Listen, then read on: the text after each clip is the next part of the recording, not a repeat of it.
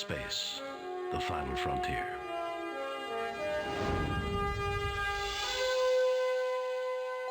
These are the voyages of the Starship Enterprise. Its mission, to explore strange new worlds, to discover new life and new civilizations, to boldly go where no man has gone before.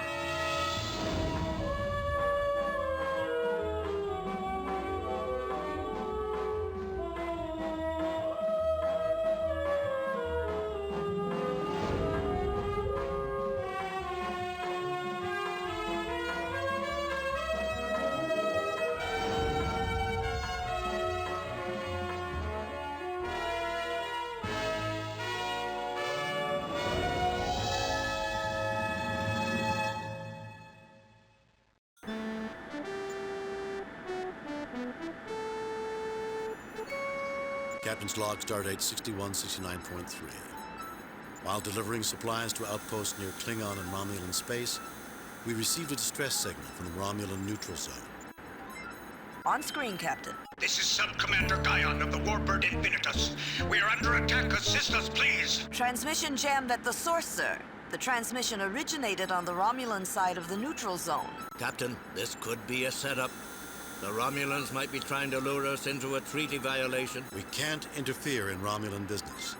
Take us to our next mission. Set course, warp factor 8. I'm not going to ignore a distress call, even if it is a Romulan. We can't set course, warp factor 8. I'm not going to ignore a distress call, even if it is a Romulan.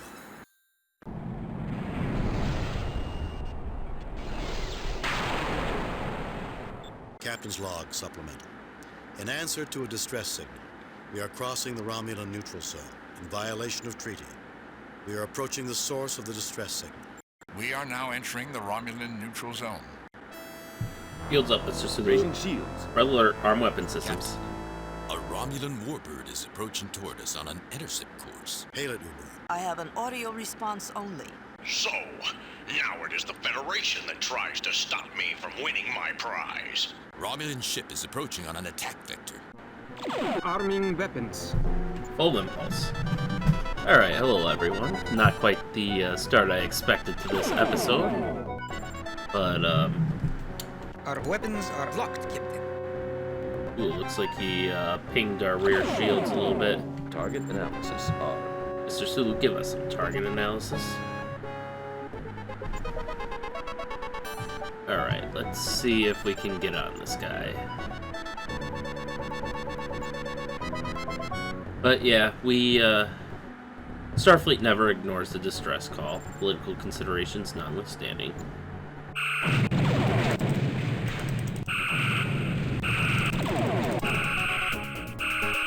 Ooh, that got him good, hitting him through his cloak. A little disappointed we didn't do more damage there, but...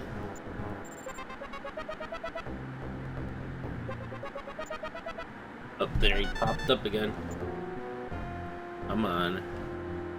He's into him, Mr. Sulu. Okay, he's got huge hits now. Honestly, I don't know how he's maintaining his cloak with that kind of damage. I mean, we've damaged his warp nacelles. He's got severe damage along the hull. I'm sure there's a lot of subsystems damage.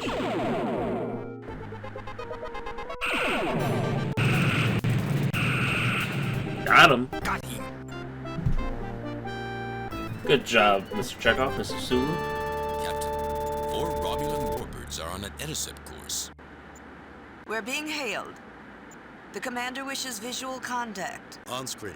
This is Commander Starius of the Invictus. Commander, we were responding. Explanations are unnecessary, Captain. We thank you for your humanitarian response to the Infinitus distress signal, and we recognize that you destroyed the rogue Warbird in self-defense. We will overlook violations of treaty this time. How kind of you. Captain, we have discovered a mutual threat, a race of beings that seems determined to manipulate a wide variety of life forms that call themselves the Brassica. If you have encountered them, it may be in both of our interests to exchange information. Spock, transmit all we know about the Brassica to the Romulans. I've heard the name, but we know next to nothing about them. I don't think we can help you. Brassica? I've never heard of them. Well, we've definitely heard of them, but we know nothing about them. I mean, Spock, transmit all we know about the Brassica to we the don't really have Romulans. any data we can transmit. I've heard the name, but we know next to nothing about them. I don't think we can help And you. something tells me their data wouldn't be any better than ours, so if we knew something, and if I thought they knew something, I'd be willing to give them the information, but this is just the way it is. Perhaps if you come across this information, we can share it. Please leave Romulan space as quickly as possible. The longer you stay, the more difficult it becomes to ignore this incident.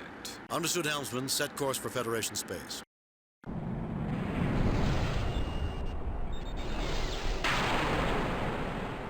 This day is not going well.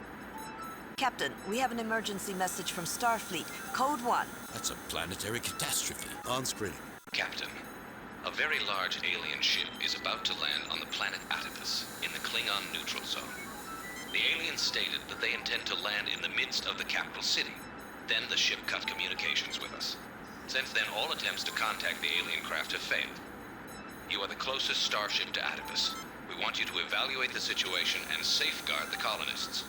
We need you to make contact with the aliens. Alright, check off disarm weapons. Disarming weapons. To disarm. Lower shields, Captain. Lower shields for now. So, welcome back everyone. I know it's been a bit of time. Checking our captain's log here, we can see so far we've had perfect scores across all the missions. And hopefully that trend continues. Over anything on comms? Our orders are to proceed to the Atibus system. Buck, do you have any comments? Atibus is located in the Klingon neutral zone. The Federation won the colonization rights for that planet as per the Organian Peace Treaty. Both Federation and Klingon ships are allowed there.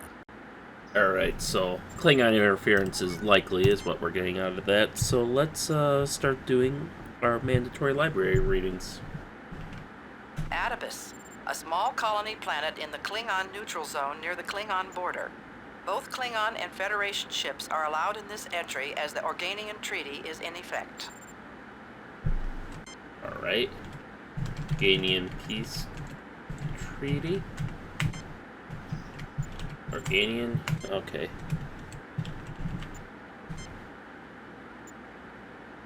Invictus, one of the most famous ships in the Romulan fleet, its breach of the neutral zone in stardate 1908.7 was responsible for the hostile situation that nearly resulted in war between the Federation and the Romulans. Currently commanded by Commander Starius. Alright, so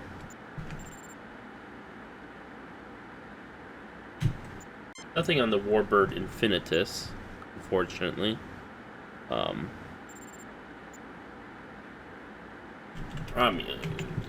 Romulans, warrior race believed to have descended from common heritage with that of the Vulcans, but one that did not reject passion and aggression as the Vulcans did. Under medical examination, the two races appear very similar. However, Romulans exhibit a psychological profile contrary to that of Vulcans. Romulans currently use ships of Klingon design, suggesting to some, Klingons are maintaining the Romulans as a client state to antagonize the Federation in a move that circumvents the Organian Peace Treaty. And I think one of the commanders we talked with was Gaia? Alright, nothing for him. Starius. Nothing on him. Alright. Do we have anything for the Brassica? I think that's all we can do. We can talk to Spock again. Atibus is located in the Klingon neutral zone. The Federation won the... Okay, so nothing new there. Alright, Mr. Sulu, plot a course to Atibus, maximum warp.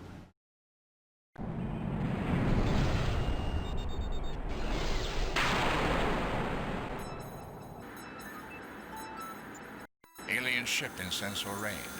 I detect one Klingon battlecruiser on a parallel course. The Klingon commander is hailing us. On screen. Greetings, Enterprise. Welcome to Atibus.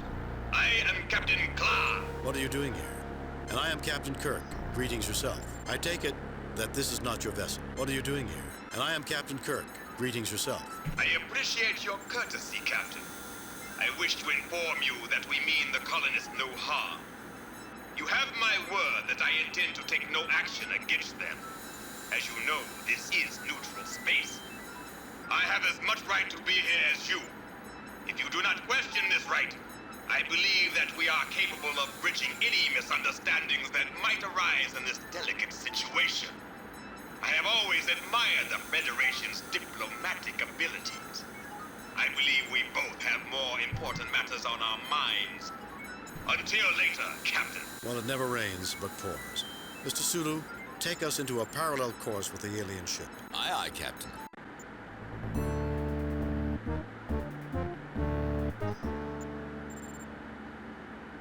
That's a big ship. Alright. Uhura, can we raise comms with the ship? No response from the alien ship, sir. Perhaps their communication system is malfunctioning? The Klingons regret that they are too busy to resume communications at this time. Alright. Fortunately, we can't talk to Scott to get his analysis, but we can talk to, Spock here. Sensors appear to be experiencing malfunctions. Fascinating. Some anomalous readings are reoccurring. That would indicate that the ship itself is changing in unexpected ways. I have no explanation for the phenomenon. I have found at least one area that is suitable for transport. Excellent. I wonder what that star is up there, but in any case, is Clara his name? Yeah. Alright, nothing on him in the database, unfortunately. Yeah, so, with nothing else to do, let's form a landing party. We're beaming aboard the alien vessel. Have Dr. McCoy meet us in the transporter. Spock, come with me. Lieutenant Uhura, if its communication system is malfunctioning, then we'll need you. Yes, Captain. Mr. Scott, you have the con.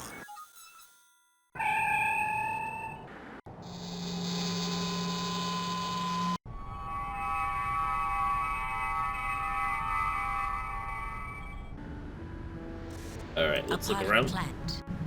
A comfortable-looking room suited for small gatherings of people. Although in some ways the epitome of the old-time country doctor, Dr. McCoy hasn't seen evidence of this kind of thing since med school. The sharp-eyed communications officer prepares herself for anything, her dark gaze watchful. Captain Kirk, proud leader of men and women braving the unknown reaches of space. He hopes to find the way to prevent this ship from landing on the Adibus colony town, and he's dubious about what he sees in this room. Yeah, these people don't look well. The wise-looking science officer raises an eyebrow, wondering if there is some rational explanation for what appears to be quite irrational. A comfortable-looking room suited for small gatherings of people. This seems pointless. A potted plant. A set of books. A potted plant. An ordinary-looking table, utterly free of even a trace of dust on its upper surface. Grinagog watches everything, eyes shining brightly. His legs are pulled up off the floor and he hugs his knees. An enormous grin never leaves his face. This person is staring at the surface of the table in front of him, blinking from time to time. His complexion is sallow and he seems tired. He never looks up, but occasionally flicks away a speck of dust from the otherwise spotless table.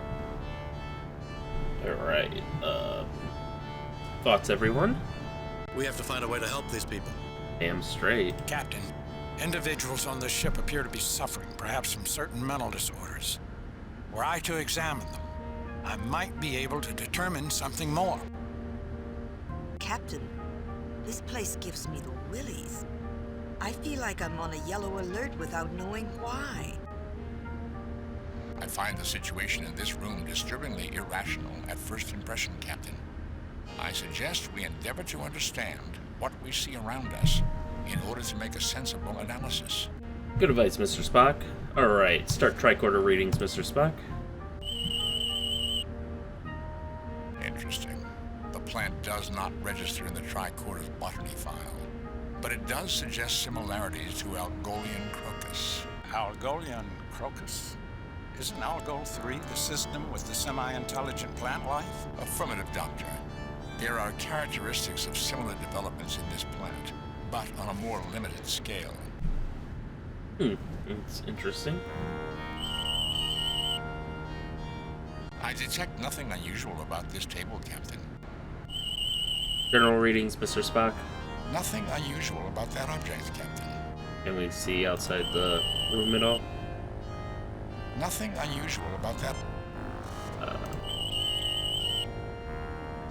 Nothing unusual about that object. Alright, so we can't take general readings, but... Nothing. Interesting. The plant does not register in the Tricorder's botany file, but it does suggest similarities to a Nemosinian cactus. The ones that can shoot thorns at people? Only 3 varieties of that plant can shoot thorns, Doctor. Nor do I detect that ability from this specimen.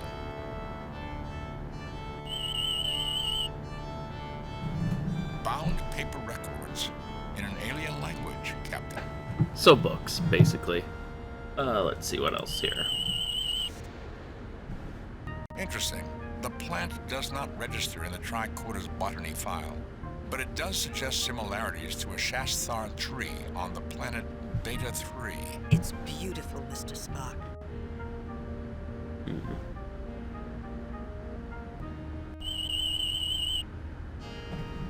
This person seems typical of his race and unremarkable, except for his fixed stare. The table is a sturdy construct of manufactured organic and inorganic products. 0.7366 meters high, 2.2 meters wide, and 4.641 meters long. In short, there's nothing special about it. That's what you think. And they say I'm the crazy one.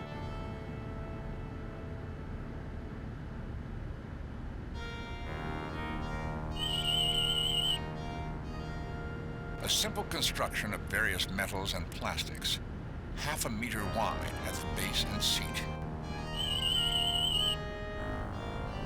This person seems normal for his race, if perhaps slightly agitated. Alright, McCoy, take your tricorder readings. Any life forms? I'm just a simple Okay, so you can't scan for life forms apparently right now. This plant seems healthy, Jim. This plant seems healthy, Jim. This plant seems healthy, Jim. Looks like the plants are healthy at least. Slightly undernourished, sluggish pulmonary and circulatory conditioning. Doesn't get nearly enough exercise, I'd say. Brainwave activity uneven. I'd need a battery of tests to be sure. This is a complete new race after all, but he may be suffering from some blood chemistry imbalances likely to be affecting his mind.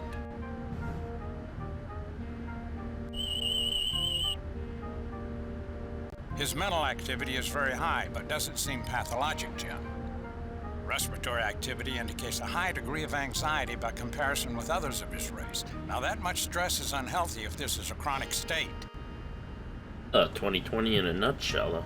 Alright, let's start talking to him then. Go away.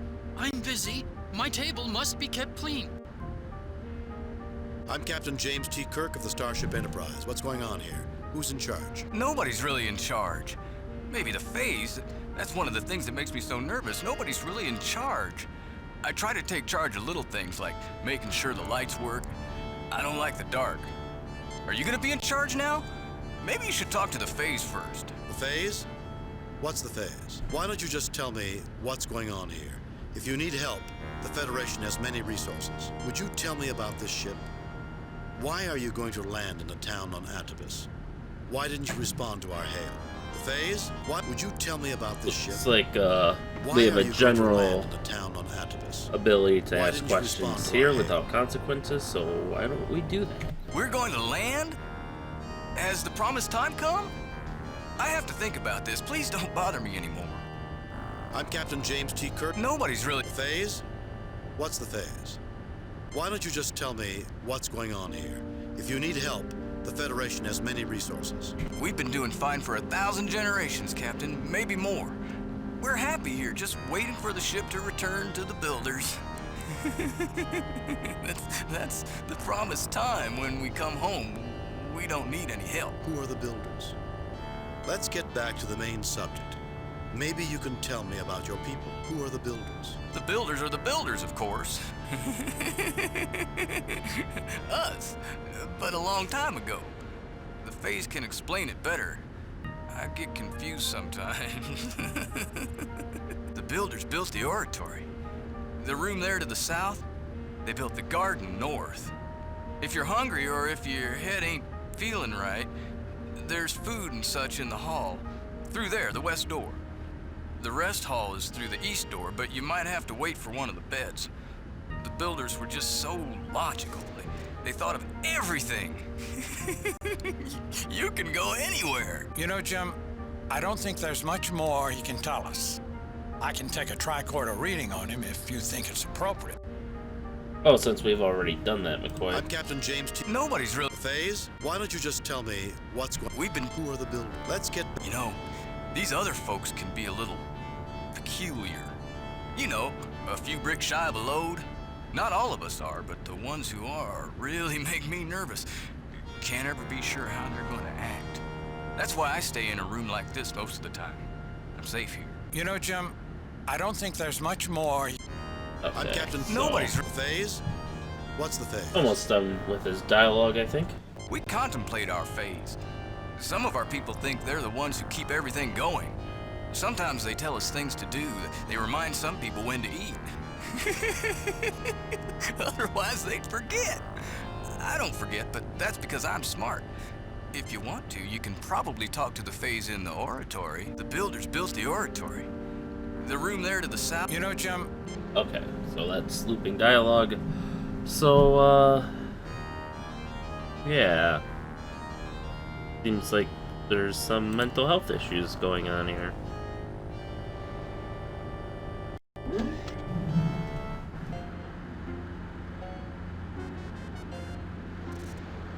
These must be the quarters he was talking about. Captain Kirk is not impressed with the housekeeping skills of the people living in this room. The wall seems hollow here. A youngster is sitting alone, quietly playing. A narrow bed, a bit mussed up. It looks as much like a place for enforced cryosleep during a long space flight as a place to sleep for the night. A narrow bed. Alright, so that's the same dialogue.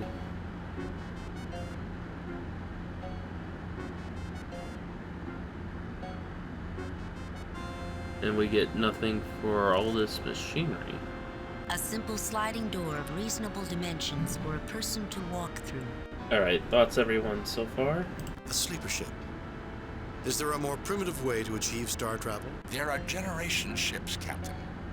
Although I hesitate to engage in speculation, these people might have been the descendants of the original passengers, not the passengers themselves. Given what I've seen, Spock, I don't think they'd survive as a generation ship. I'm surprised they've survived as long as they have. An astute observation, Doctor. I am impressed. As much as I hate to break up this newly formed Mutual Admiration Society, we have work to do. Well, it's not really speculation at this point. I mean, Grinagog told us as much, that they were descendants from the original crew. And what did he say, 1,000 years they've been on this ship? So, not surprised it is a bit ramshackle, as it were. I think the youngster looks a little wan, either from lack of the right foods or insufficient exercise, and there don't seem to be others his age he could pal around with. I believe this room shows that this was in fact a sleeper ship, Captain. Notice the beds. They appear to be in general use now, but show every evidence of being cryo-sleep pods initially. As institutionalized as this room appears, Captain, you can see people have done a few things to make it more their own. I wouldn't be surprised if people stash trinkets away. Things that have use and meaning to no one but them. Then again, I am definitely not going to suggest we go looking. Some of these beds don't appear to have been changed in longer than I want to think about. However, if someone wants to show us one of their little treasure boxes, I'll bet it's been well hidden. Say, behind a hollow wall? The wall seems hollow here. But we'll take her advice and not go looking, especially since it's right next to the kid. We don't want to upset him if it's his.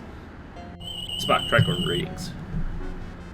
Nothing unusual about that object, Captain. A configuration of fabrics and metals arranged in a manner commonly used as a sleeping platform by an individual humanoid. Surface approximately 1 meter by 2. However, there are a considerable array of passive scanners, much akin to Dr. McCoy's beds in sickbay. Few of the interfaces remain active, and these beds are little more than just that, beds. Nevertheless, while they were functional, these beds could have been quite adequate as cryogenic chambers for sleep ship travelers. Alright, same dialogue there, I presume? A configuration of fabrics and metals arranged in a manner... Yep. Alright, so... what awaits us in the next room? Captain, I'm getting an anomalous reading, and now it reads as any ordinary door of dimensions common for any human-sized race. The anomaly was too brief to analyze. Really? Captain, and now it Alright, so he can't do any more scanning. Nothing to report, Captain. That's got nothing to report so far. I was thinking maybe we could use the Enterprise's sensors, but they were not doing so hot either. A young individual, apparently slightly underweight for his age norm. Readings indicate a hollow recess behind the wall. Alright, so McCoy, can you scan? Just a simple... Can we look at the cryo This bits? seems like a relatively comfortable place to take a rest, but you've got more important things to do. Not quite what I wanted to do. Alright, medical tricorder, can you... I'm just a simple... Oh. That's a fast answer. How about scanning that kid? This individual is a juvenile in good condition, although mildly undernourished. There's no immediate danger, but there's some traits that should be watched. He's healthy now, both mentally and physically, but he's at some risk if he's put under too much stress. Well, let's try not to put him under too much stress then. Hi there, I'm Captain James T. Kirk of the Starship Enterprise. Who are you? I'm Stan Bob. Did my mom say I could talk to you? Why, yes, she did. What can you tell us about things going on here? No, not exactly.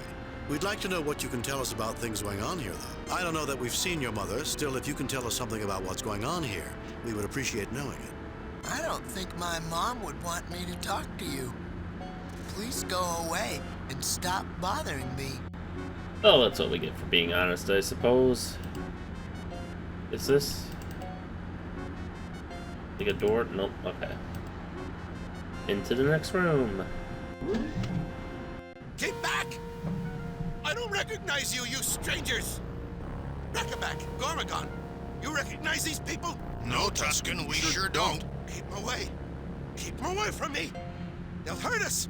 They're out to get us, I tell you. Have I ever been wrong? No, Tusken, you kept us safe, and we keep you safe. We won't let them get you. You people don't want to come any closer. Honest, I don't want to have to hurt any of you. It's just that Tusken won't like it. I hope you don't mind, but you really have got to stay back. Protect me. They're after me. We'll hurt you, so just stay back. We really don't want to hurt you, you know, but you gotta stay back.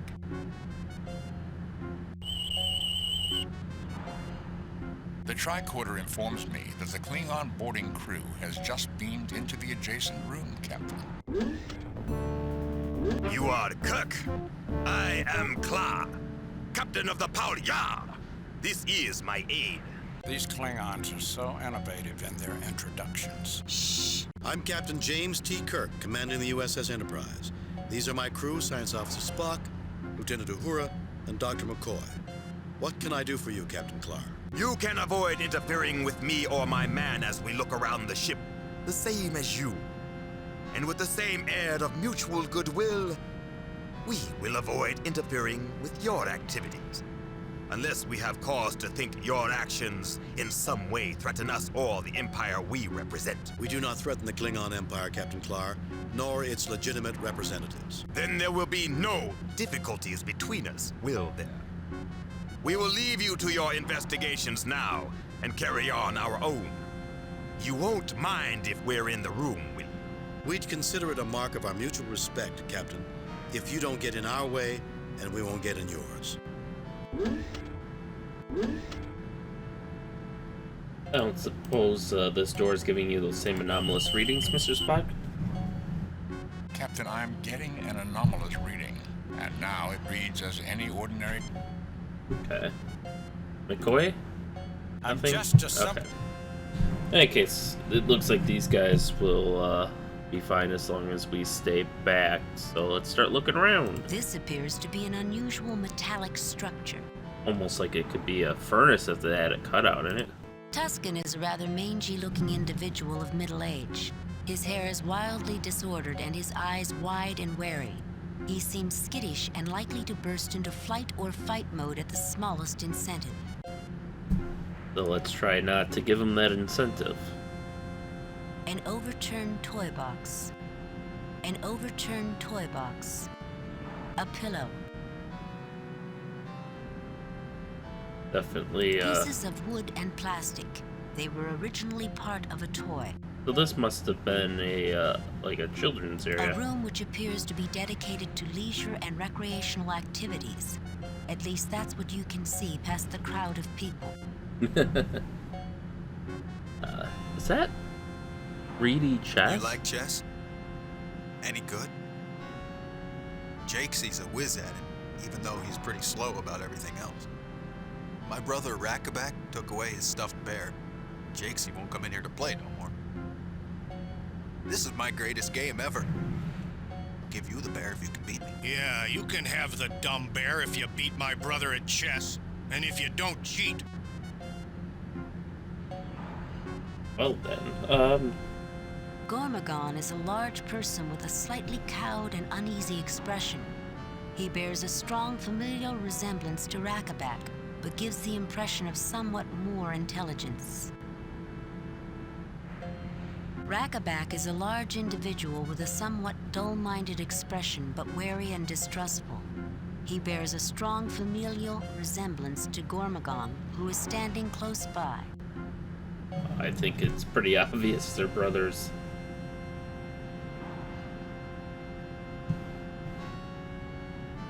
Alright, Mr. Spock, tricorder readings. A lightweight plastic construction for a 3-level chess-like game. A large, irregular animal form construction, evidently used as a toy. Component materials include woven and pulp plant fiber and extruded plastics.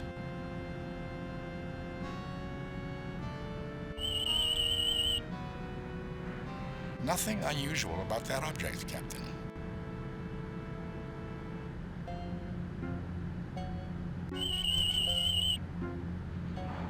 Nothing unusual about that object, Captain. I don't want to know what that is back there. It looks like that goes a ways, but... or what these doors are. Nothing unusual about that object, Captain. Oh, it looks like there's a dumbbell there. Nothing unusual about that object, Captain. Ah, that's how I wanted to do. Nothing. That's what I A wanted to do. dumbbell. A device used for muscular development. Alright, so Spock scanned the humanoids here, if you will. This individual is a male in his prime, with quite a powerful body by comparison to others of his race. This individual is a male in his prime, and probably quite strong. Captain, I'm getting a thoroughly anomalous reading. This passage definitely defies the physical laws of space and time. Are you suggesting it might be some kind of space warping portal spot? I am reluctant to speculate without data, Captain.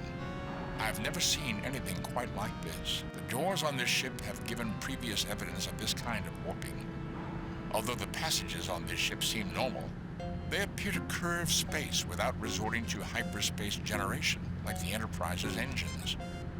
That represents achievements of technology beyond our own abilities. They certainly aren't as capable in the field of medicine. These people are suffering from genetic and chemical conditions that we've been able to treat for the last century. It's barbarous to pack them into this ill-conceived generation ship and hope by the time they make the return trip that those left behind will have figured out something more humane to do with them. Captain, if I may interject, that disparity is something we glimpse throughout this ship. I was thinking the same thing myself, Lieutenant. I'd like to have a talk with whoever is behind this. We'll have our moment, I'm sure. I actually wanted to scan Back or whatever his name is. What's that you're doing to me? What are you pointing at me? Is that going to rewire my brain? You going through the hiding place into my brain and making me different? Am I gonna have to beat you up to make you stop it? A brief scan, Captain, but enough to show Tusken to be a male of middle age, slightly debilitated, to judge by others of his race. Alright, McCoy, how about you give some sensor ratings on the people here? Like so many others aboard this ship, he's the victim of developmental genetic damage.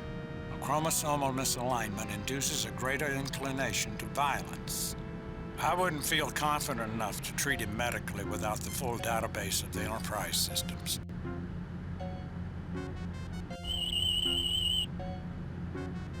Gormagon is one of the healthier individuals on this ship. Except for emotional stress, probably the result of being bullied by his buddies here. He's reasonably sound in mind and body. If I had to, I'd feel confident about treating him medically.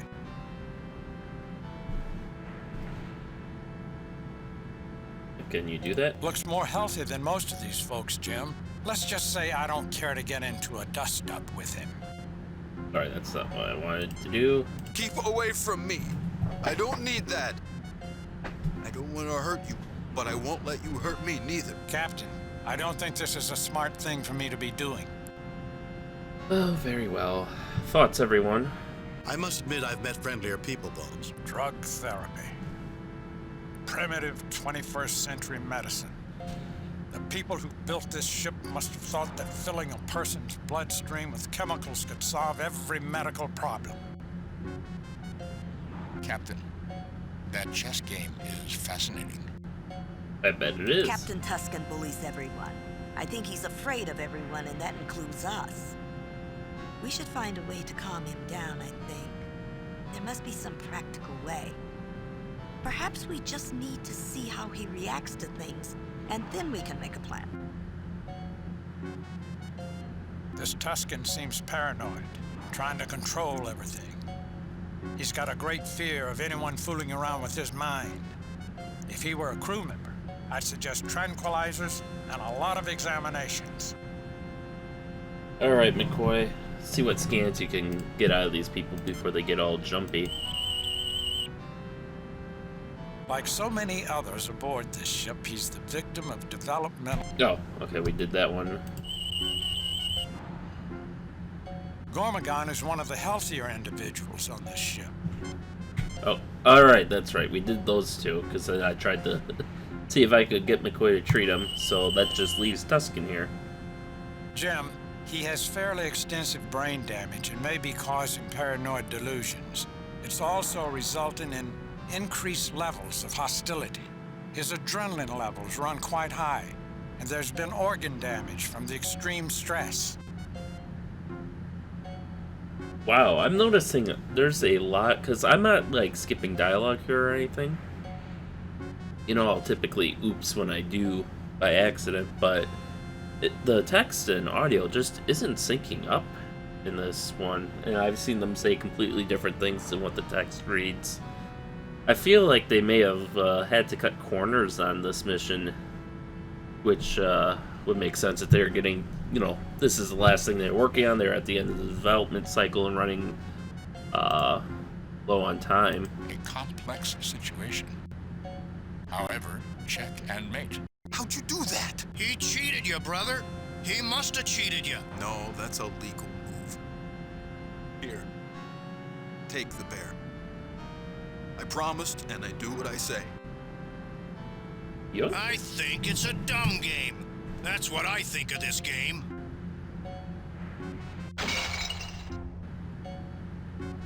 Oh.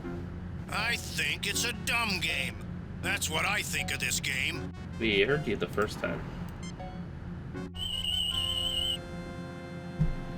A lightweight plastic construction. Does it not The change? chess game has been scattered across the floor and the board broken. Well, that changed at least. A fuzzy animal-shaped toy that looks a bit like a bear. Anything new here now that it's in our hands? Nothing unusual. Nope. Alright. I think we've done as much as we can here. We'll leave them be for now. Now I understand why, shit, what's his name? Grinagog. Why Grinagog was fearful for his safety. I'm Captain James T. Kirk of the Starship Enterprise. What's going on here? Who's in charge? Nobody's really in charge. The Phase? Okay, so we What's don't what? have Phase? any We new gotta dialogue build with it. him. So that's a little unfortunate.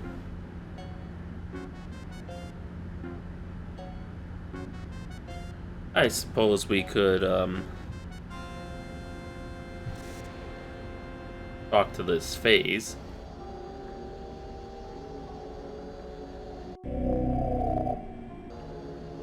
Captain, we have just been thoroughly and efficiently scanned. Please identify yourself. You haven't been in to see me before, have you? I'm Captain James T. Kirk, commanding the USS Enterprise. These others are my crew. Science Officer Spock, Lieutenant Uhura, and Dr. McCoy. Who are you? We are the Phase. Did not your parents speak of me? Captain, note that it identifies itself only erratically in the singular I, and a blend of voices typifies its communication. Are you suggesting it is a hive mind, Mr. Spock? Or is the voice synthesizer simply programmed for a harmonic chord of voices? Inconclusive.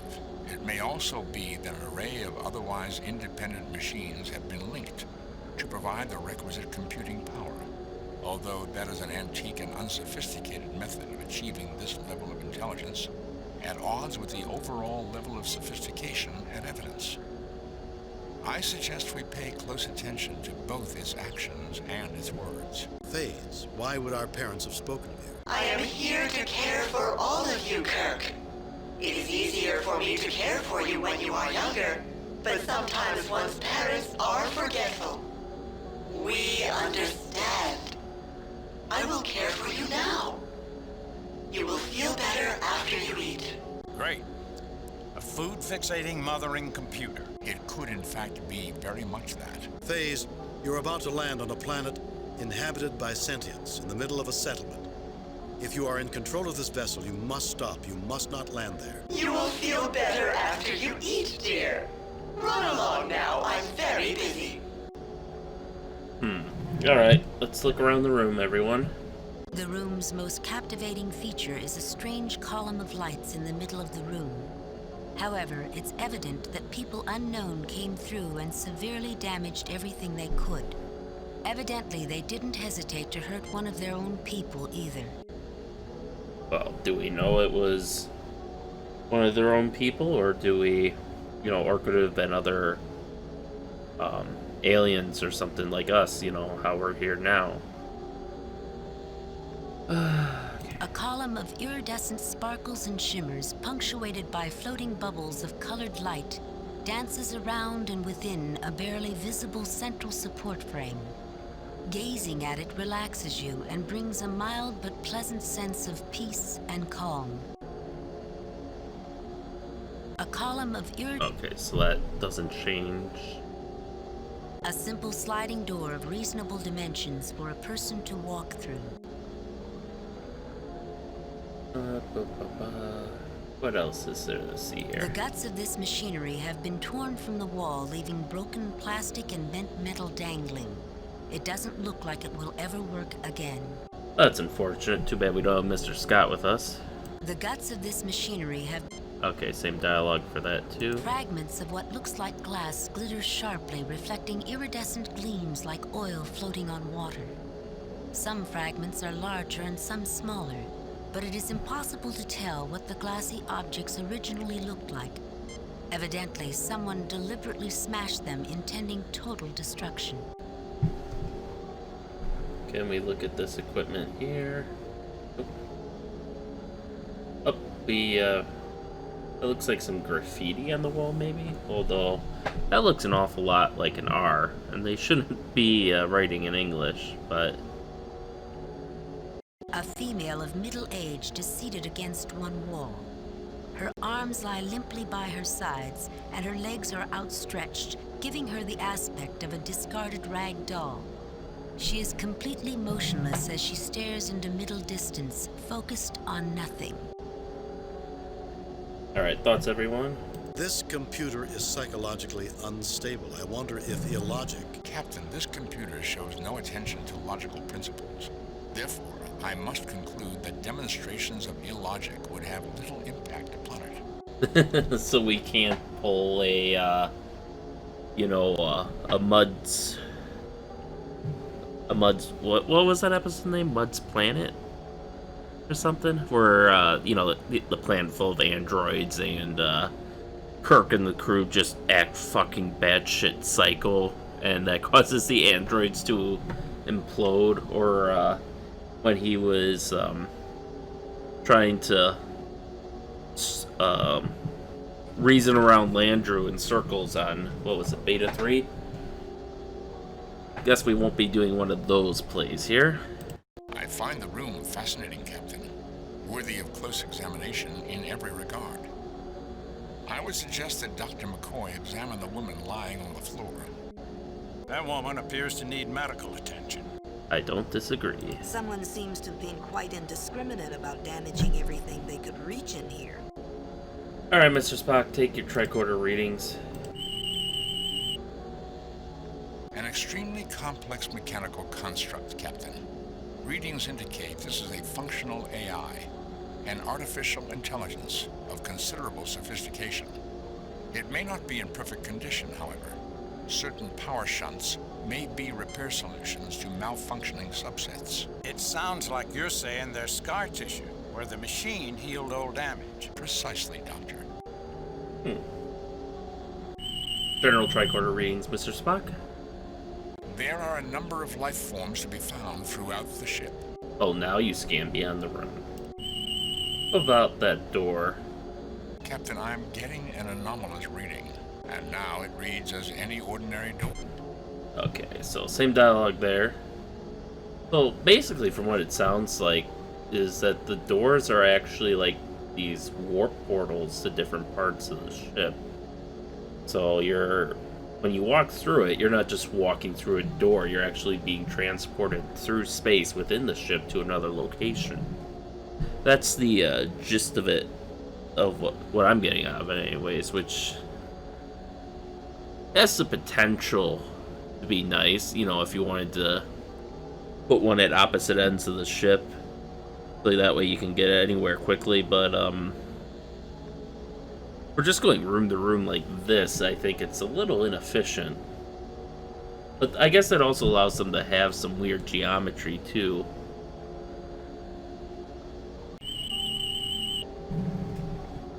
The person is typical of her race, but seems to be functioning below optimal levels. I mean, that's one way to put it. This machinery appears to have been a read-only computer terminal. The configuration and construction is unique, to say the least, from what I can make out. It is utterly destroyed, beyond any hope of repair.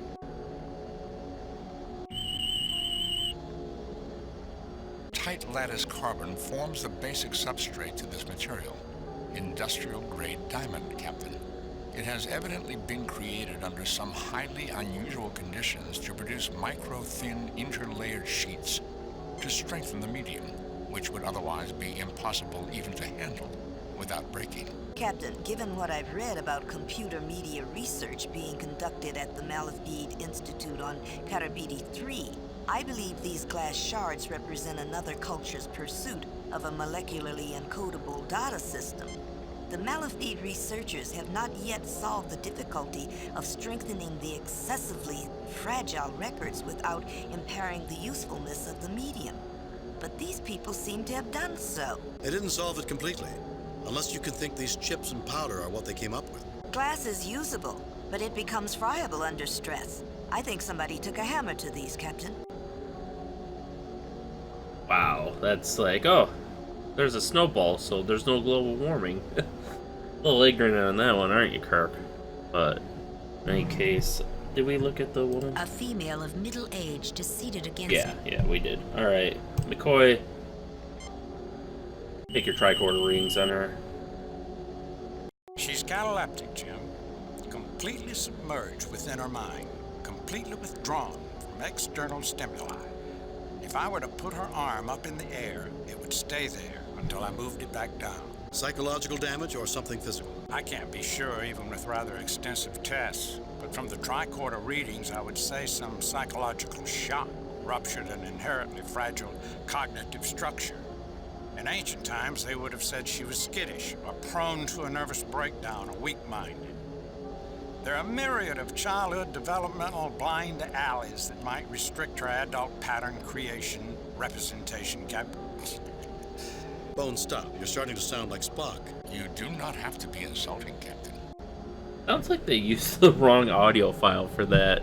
Just the way McCoy kind of just breaks there and starts sighing like he's about to start laughing, since he didn't read the rest of that text. But, can you treat her, McCoy? I'm sorry, Jim, but I'm not willing to experiment with the drugs I'm carrying to see what might or might not work, especially given her condition. I'm afraid I'd be as likely to kill her as affect any positive change. Is there anything you can do for her? She appears to be cataleptic, Jim. No response to outside stimuli, a total lack of voluntary motor responses. Can you do anything for her, Bones? On the ship, maybe. The tricorder can tell me a little more, of course. A country doctor's bedside manner can only go so far. If what you say is true and she's completely withdrawn into her mind, maybe a mind meld could bring her out of it? I find the room fascinating, Captain.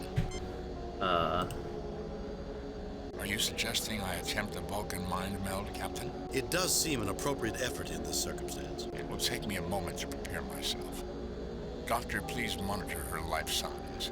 The procedure does entail some risk. Not only to her, but to you too. Am I right? I assure you, Doctor, I will retain sufficient distance to avoid being dragged into something from which I cannot withdraw.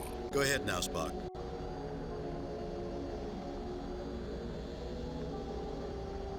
I am Puzzlewit. I am the one who reads it all. I do not understand. I try. I read it all. So many ideas. Always jumbled, though. Cannot make sense of. Puzzlewit wants to know. Hope to discover why why I cannot. I try to remember it all. Then Tusken comes in. He destroys me. My hopes, all broken, all shattered. Ow. Ow. Ow. Ow.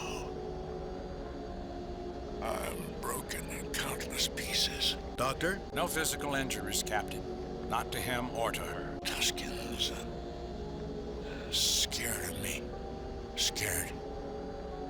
For no reason. He thinks I know. I know, but I don't know. I don't understand. Nothing connects to anything else.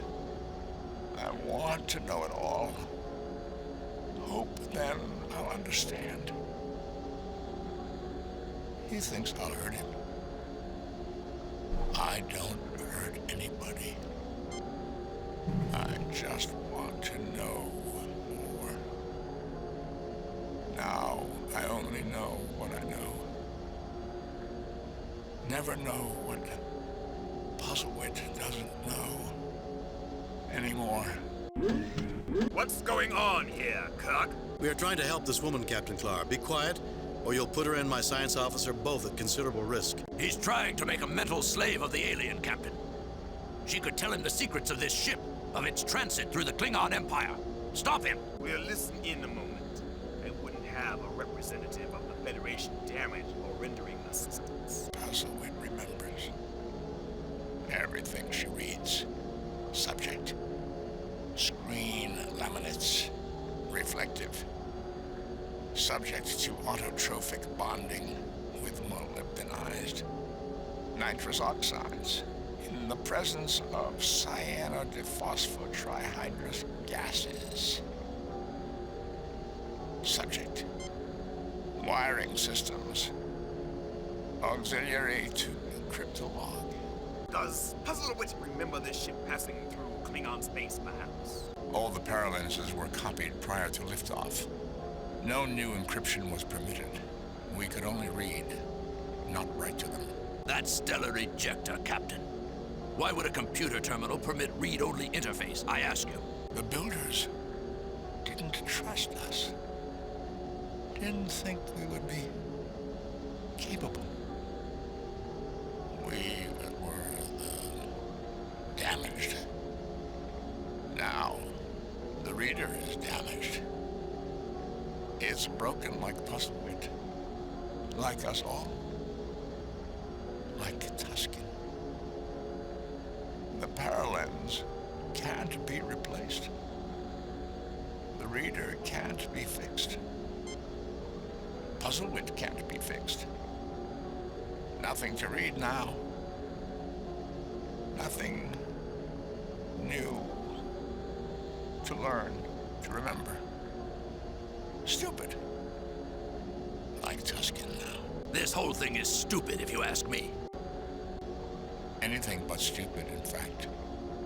Captain Kirk, the library this woman read has been recorded entirely in her mind, although she lacks the ability to understand it or even to recall it in an orderly manner. She believed if she could fill up her mind, acquire enough knowledge, understanding would come. Now her personality is withdrawing, refusing to accept the loss of everything she has not yet been able to read. She pinned all her hopes on this, and without it, she may lose the will to live. Do you know everything she knows now?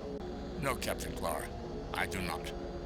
This race has very unusual mind patterns, and I am fortunate she was in as passive a state as she is mentally.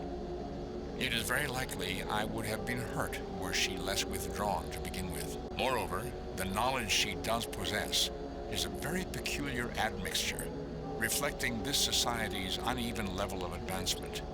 Archaisms and startling breakthroughs coexist. So there is much to be learned from this woman, and from this ship. Knowledge the Federation would gladly share with friends, Captain Clark. Let nothing happen to this alien woman, Captain.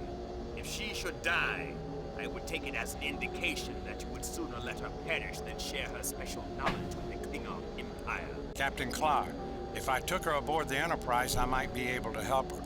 I would have expected such treachery from the likes of you. You'll start an interstellar incident like this. I thought some of the folks on board this ship were paranoids. Gentlemen. Captain Clark, we don't want this woman to die any more than you do. Not because we want to milk her brain dry, but because she's an important being in her own right. Just as important to the universe as, well, as your companion here. Maybe more so. Dr. McCoy will do what he can. That's all that can be expected. That's all I would expect. Goodbye for now, Captain. Expect to see us again. Enterprise, come in, Enterprise. Nothing to report, Captain. Can we beam her to the ship? Well, I suppose we should make sure there's no damage to her spot. She's cataleptic, Jim. Completely submerged. Psychological damage. I can't. Okay, that's the same dialogue there. What do you expect of someone with that green excuse for blood in his veins? Jesus, McCoy, dial down the racism. Do we mind meld with her? Are you suggesting I attempt a Vulcan? It does. I have misgivings about this, Captain. Her mind was... Not right now, Spock. We have other things to attend to. Spock, I am giving you... Not right now, Spock. We have... Okay, so he's saying it would be dangerous to meld with her again. It could potentially kill her. And I don't want to do that, so... McCoy, can you do anything for her? Like, beam her to the Enterprise. She appears to be cataleptic, Jim. No response to outside stimuli. Can you do anything for... On the ship. I wish... Why can't I just beam her to the ship? There is no response at all. Not even a flicker of it. There is no response. I mean... Nothing to report. The using the communicator just instantly uses it. I can't, you know, like... use the like I can with tricorders or phasers or what have you. Alright, so I think we've done about all we can in this room for now. The only thing left would be... Hello there, Kirk. Welcome, all of you. You're not feeling well, are you? I'm feeling fine. Let's drop the subject. I want some information from you, Phase. Why? How are you feeling? Aren't you feeling well? I'm feeling fine. Let's drop the subject. I want some information from you, Phase. You feel that information will be helpful to you? Then of course I want to help. What would you like information about? The most important thing is for me to find out how to stop you from landing on the colony on Atibus. What are you? What are you doing here? Tell me about your history, and I'm sure that will be helpful. The most important thing, what are you? What are you doing here? Tell me about your history, and I'm sure that will be helpful. The builders installed the Parallels Library to help with questions such as yours.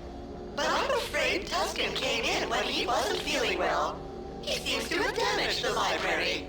We are attempting to repair it.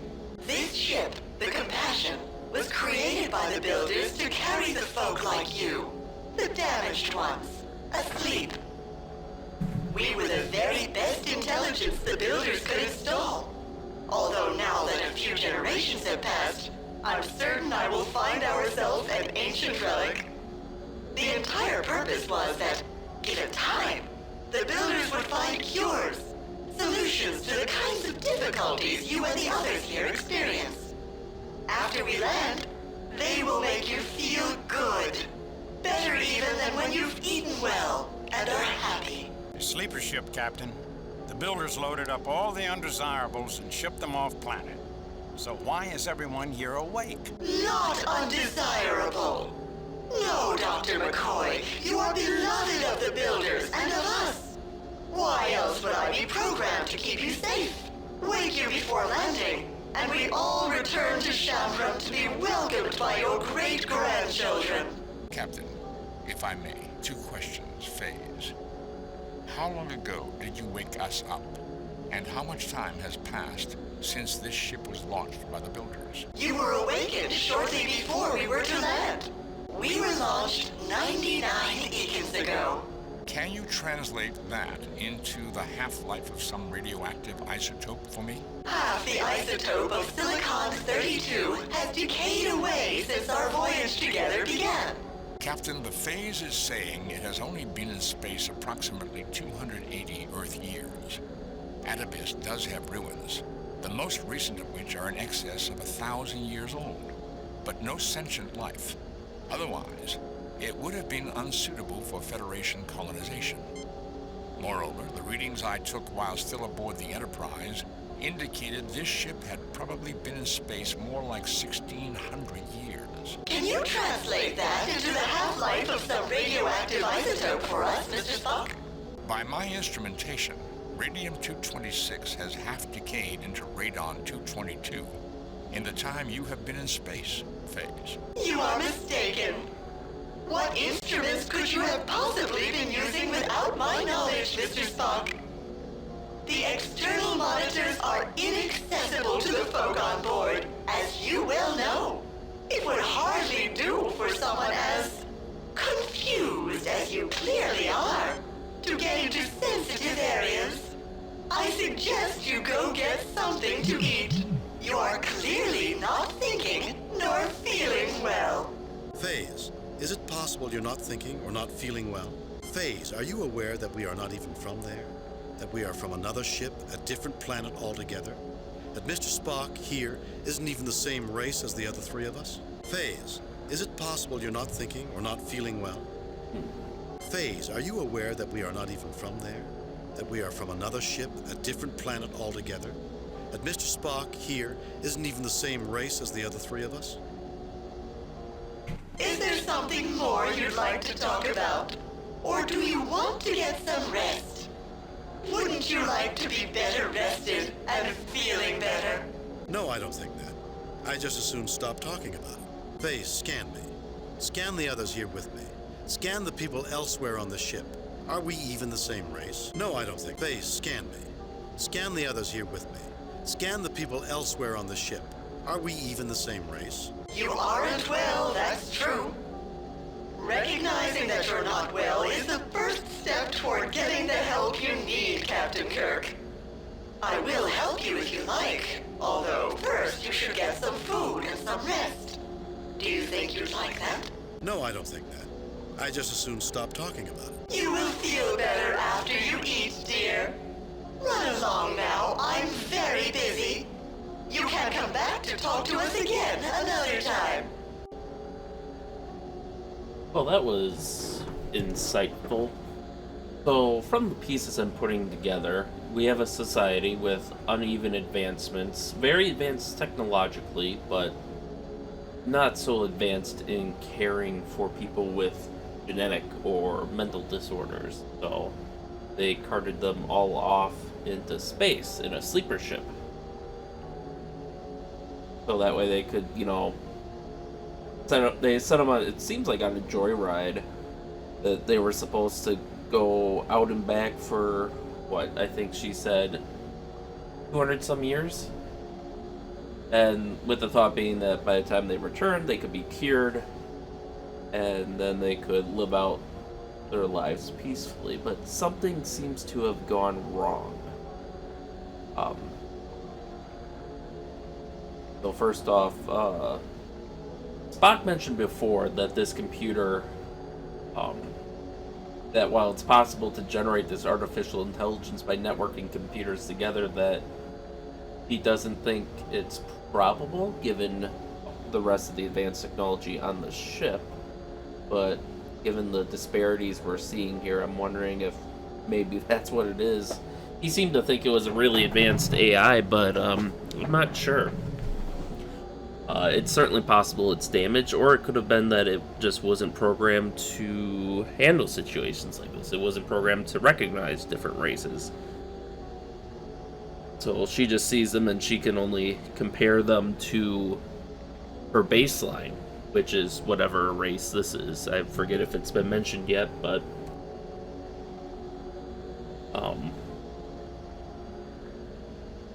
yeah, they were launched, I think Spock said 1,600 years ago, and the ruins on Atabus date to 1,000 years ago. So something went wrong with the ship. Maybe the AI was partially reprogrammed in transit on our little joyride. No, maybe. Because obviously there's nothing but ruins on Atabus now from the civilization. So I don't know if war broke out or perhaps disease, and they instructed the ship to wait a while, so that way they wouldn't just add to the problems. And then maybe in her time out there, she's become damaged, malfunctioning, or maybe perhaps if they tried to reprogram her, maybe that reprogramming was incomplete because of whatever catastrophe happened on Atabus. But whatever happened, it seems to be perfectly habitable now, as there's no reports of any problems on Atabus. But these people are potentially the last of their kind, which makes them very important, and that we keep them all alive, and that we do everything we can to help them. So she thinks that they're woken up just before landing too. So this is the thing. It was not supposed to be a generation ship. The ship was supposed to wake up before landing, and what's his face?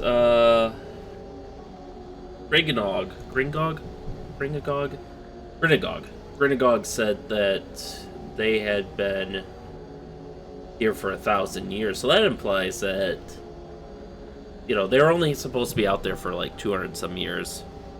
She woke the crew up after around 600 years, and they've been living as a generation ship then for 1,000 years. And now they're finally returning to what is quite possibly their home planet. So there's a whole mess to untangle here. Like how they were called, what was it, the undesirables or the discarded? The damaged, that's what it was, damage. Which is not a very friendly term. I mean, it's technically true, but it almost seems like this society didn't have a lot of respect for people with genetic conditions and mental illnesses. And she keeps saying, "Oh, eat food and rest, eat food and rest." So I'm wondering if there's something in the food, maybe, like if they lace the food with a variety of drugs to try to keep them docile. Which certainly isn't healthy, especially if it's a standardized mix. It might help some people, but it's gonna aggravate other people's conditions. Certainly, Tarkin, whatever his name was, he seems to have potentially been damaged by the chemicals in his food, given the damage to his brain, which that, combined with the long-term stress he's been under as a result of his condition, is doing him no favors. Okay, so nothing else to do right now, I guess, other than to continue exploring the ship and hoping we find some more answers. But this is definitely feeling like a Brassican problem, where we have basically two things at odds with one another, and then we're asked to make a choice. I'm Captain James T. Kirk of the... Nobody. We come to build. Okay, nothing new there. Go away. You're breathing on my table. Can we use this He table? glances up swiftly, then returns to his careful study of the tabletop. Go away. I'm busy. My table must be kept clean. So he's got some sort of OCD, it seems like. I'm not quite sure what Gringog has. Certainly some type of anxiety disorder. Because he mentions, being concerned that no one was in control or command. And just the way he kind of chuckles makes me wonder if he's got something like the Joker did in that reboot film, where he just compulsively laughs and he has no control over it. Obviously, Tarkus, or whatever his name is, has some sort of paranoid delusion. So I think there's some basis for his fear, but he takes it to extremes, like schizophrenia, maybe? We know that the one guy's brother, I forget his name, but he's genetically predispositioned to have anger issues and to engage in violence for the sake of violence, so I guess he would be classified as a borderline sociopath, I think. And then his brother seems to be the healthiest of the bunch we've seen so far. It probably has some anxiety disorder, and then there's Puzzlewit, who is so fragile mentally that when she got beat up a little when Tarkus came in, or whatever his name is, and beat the consuls and ruined her life's work, essentially, she just couldn't take it and she withdrew into herself. I'm not quite sure what disorder that would be, but these people need help. I wish I could get McCoy to give it to them, but I guess we'll just have to keep searching for answers.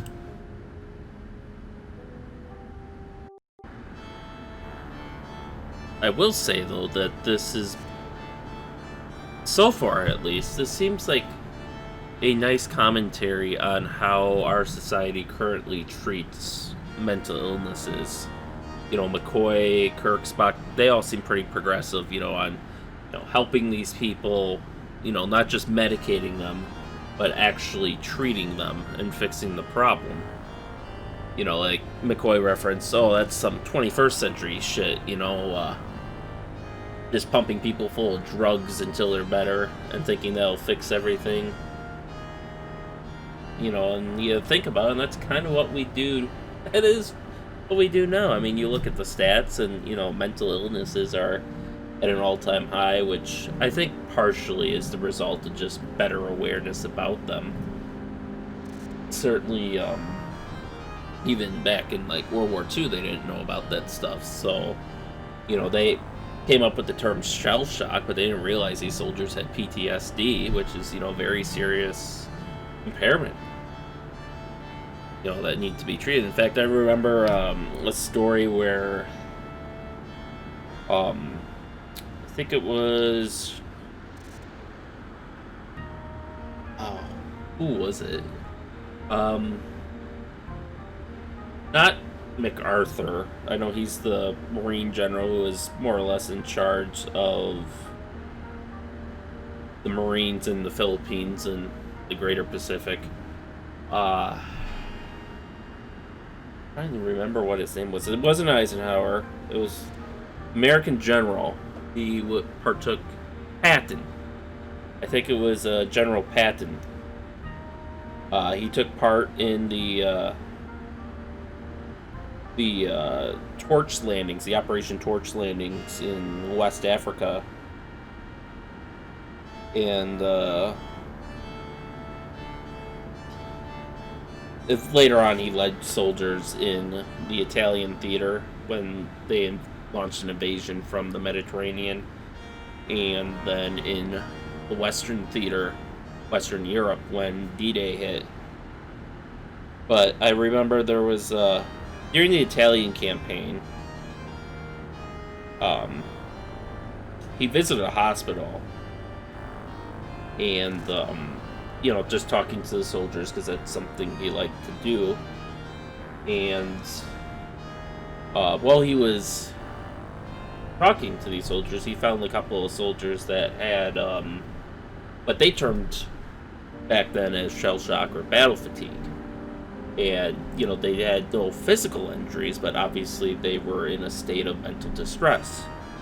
And he thought they were just trying to get out of fighting, and he slapped them violently. And he was reprimanded for this, but, that just goes to show how far we've come since then, but we still have much further to go. I mean, just look at how, even as late ago as the 70s and 80s, mental illnesses were stigmatized to a great degree, where they just locked you up in a joint and electrocuted your brain until they thought you were better, and we are getting better, I think. The drugs and medications that we have now certainly, I think, are a step in the right direction. They aren't a cure-all, they aren't a fix, they're just a treatment to suppress the symptoms. But if that's enough to give people, you know, something resembling a normal life, then that's a good thing, obviously. But again, it's not the end-all be-all unless you solve the root of the problem. So I feel like this is a long-winded way of me saying I feel like this is a social commentary on mental illness, which, and so far they seem to be handling it pretty well. Like I said, the crew's been, they're knowledgeable about it. They don't think that these people are, again, I say they are technically broken in the sense that there is something wrong with them, but it's not their fault. It's not something they have to be ashamed of. It's just they drew that straw and they just need some help. And they shouldn't be stigmatized for it. And that's how they're looking at this, is as a medical problem. You know, you don't stigmatize someone with a broken leg. And, you know, you don't treat someone with a broken leg poorly. And they seem to be, you know, trying to, you know, just like you wouldn't slap a broken person's leg, they're trying not to stress these people out, you know, or to trigger any sort of triggers they might have for their conditions. And I really appreciate that. I think this is ahead of its time, because we're still kind of going through this awareness thing with all the campaigns for mental health today, trying to get to the point that we're at in this show. So the fact that they did this in, what, 92, 95? I think it was sometime in the early 90s is really amazing. But in any case, let's continue on before I rant forever by starting to look. It is a grid work over a recessed lighting mechanism. Let's see what we observe in here. This appears to be a room to sit or talk or relax, a kind of all-purpose living space. It is a grid work over a recessed lighting mechanism. You notice the light fixture flickering. A plant. An ordinary chair, originally similar to others in the room, except someone has nailed the legs onto a raised platform, increased the height of the back, widened the seat, and glued on broad and blocky arms. Bright paint in red and purple and gold gives it a garish appearance. You think it's meant to look impressive, but it just looks rather pathetic. This individual appears somewhat elderly, but he holds his head proudly and his shoulders are thrown back. He nods benignly at you, and a yellowish crown slips down a little lower on his brow. He clenches a short silvery rod with a bulbous tip firmly in one hand. Yeah. Okay, so is that a book? A book. A book. That green thing anything? I guess not, since we have no interact on it now. And we can't look at this junk here either, or whatever this stuff is supposed to be. A piece of cloth. A piece of cloth. Wow, that's way outside the hitbox there. A simple sliding door of reasonable dimensions for a person to walk through. Multicolored blocks, suitable for a child to play with.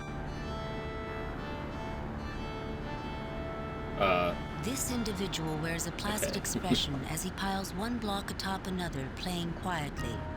The incongruous thing is that he appears to be a full-grown adult. Noticing that you're looking at him, he raises his arms to you with a hopeful look.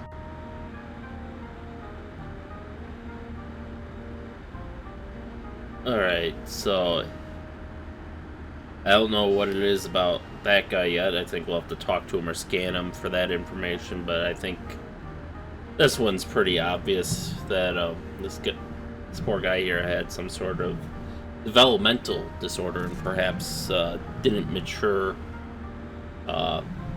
mentally as he was supposed to, and so now he's underdeveloped for his age. Alright, thoughts everyone? This situation calls for a good diplomat or a good psychiatrist. I'd like to examine these two individuals, Captain. You'll get your chance, McCoy. These two individuals may be able to tell us something, Captain. I sure hope so, Mr. Spock. Captain, the man in that throne-like chair seems to be staring at me. Perhaps I should try to talk to him. Alright. Check our readings, Mr. Spock. Are the doors still anomalous? Nothing.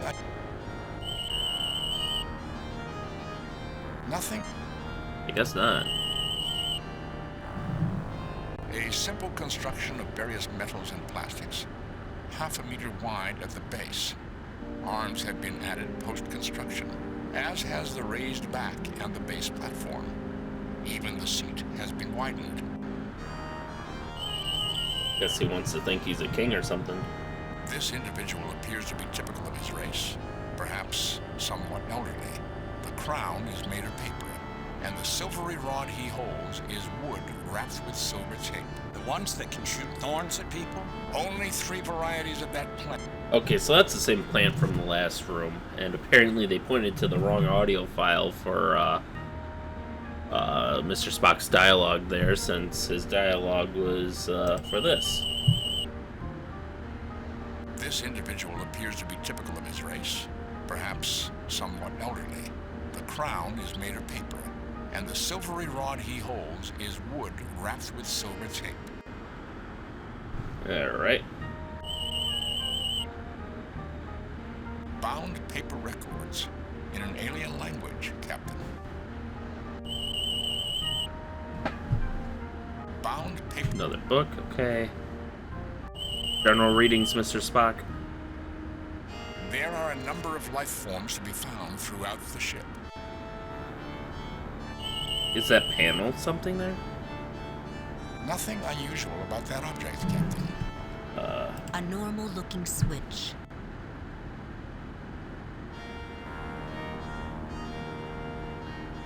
I kind of want to flip it and see what happens, but I also don't want to disturb these people. The blocks are an unusual organic substance high in compounds of phosphorus, nitrogen, ammonia, and calcium. In this form, the chemicals are inert and make a practical non-toxic toy. Statistically speaking, this adult individual is overly heavy for an average humanoid of his frame. I like the way he phrases that, because that's one thing I think our current medical standards, I guess, have wrong. Like the BMI index, for example, is it's just, oh, based on statistical averages, this is what we think you should be, but everyone's built differently. I mean, I'm sure you've seen it where, you know, some people are, you know, barely more than a foot wide, you know, in their frame from shoulder to shoulder, while others can be like, you know, up to 3 feet wide or something like that. And it's not that they are fat necessarily, it's just their, you know, core structure, their bones are built wider and their body builds up around it accordingly, so they may look heavier and maybe actually be heavier, but for their frame they might still be a normal weight. But most of the measurement systems we have nowadays don't take that into account. So well, Spock wasn't saying it the most politically correct way, probably, since this is the 90s after all. I do appreciate that he recognizes that, you know, this guy could be big with that frame but not be fat. But I think I wouldn't be surprised if the extra weight he has is linked to his developmental disorder that seems to have affected him, fortunately. Alright, McCoy, take your readings. I know you've been chomping at the bit. Remember, this is a new race, Captain. While these people are clearly humanoid, I may not have all the answers. This individual is a bit elderly, but not in too bad shape when you take that into account. He seems to be suffering some brain lesions that might be genetically linked. Nerve degeneration in the lower back. Brain lesions, huh? That's unfortunate. I hope he's... Is he saying he has dementia?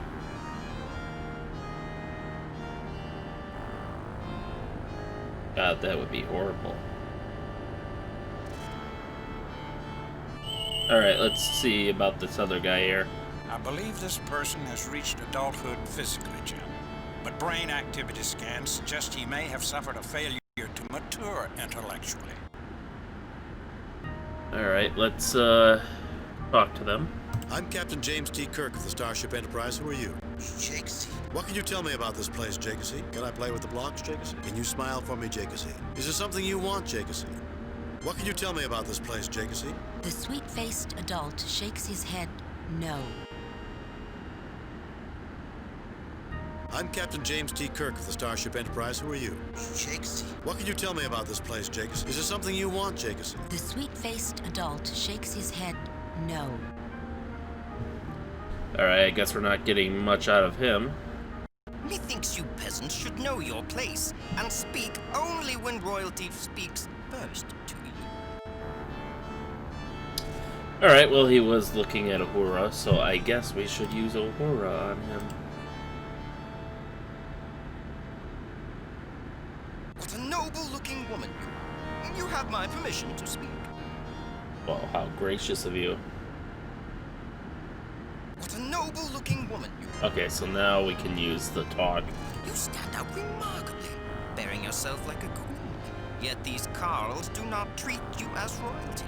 Surely you have royal blood flowing in your veins? Bloodlines do not dictate who we listen to. We weigh a person's worth by their actions. My leader here is Captain Kirk, an admirable man. Speak with him. My ancestors ruled in the lands of Kush and Timbuktu.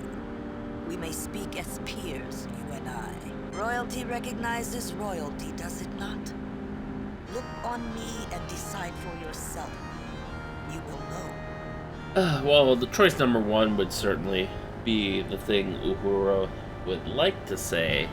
Ultimately, with the guy being in the state he is, it may be better to play into his fantasy for now. My ancestors ruled in the lands of Kush and Timbuktu. We may speak as peers, you and I. Oh, I am so glad to find another of royal blood.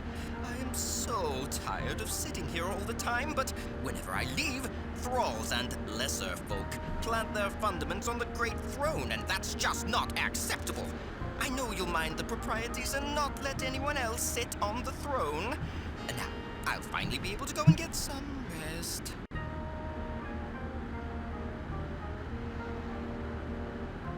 Okay, then. So you want to take a seat, Uhura? It's not a very comfortable chair to sit in, Captain. Watch out, Lieutenant. Remember, uneasy lies the head that wears the crown. I don't think Shakespeare had in mind a madman with delusions of grandeur, Doctor. Particularly since he was writing of his own Queen Elizabeth's ancestor, Henry IV. Alright, let's, What an uncomfortable chair. Everyone try the chair. Not very interesting, Captain. Except insofar as the individual is willing to sacrifice comfort for these rather doubtful additions.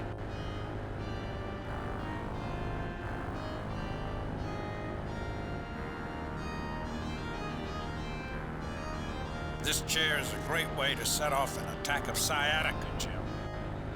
I don't know what sciatica is, but I'm assuming it's related to hemorrhoids or something, maybe? Captain, there's nothing I can do for this individual with what I'm carrying with me. This is hardly more than a first aid kit. And I would be very uneasy medicating people of an alien race about which I know so little. But you've been taking so many tricorder readings. Surely you know something by now. I'm Captain James T. Kirk of the Starship Enterprise. Who are you? Jacasy. What can you... Can I play with the blocks, Jacasy? The sweet-faced adult shakes his head no.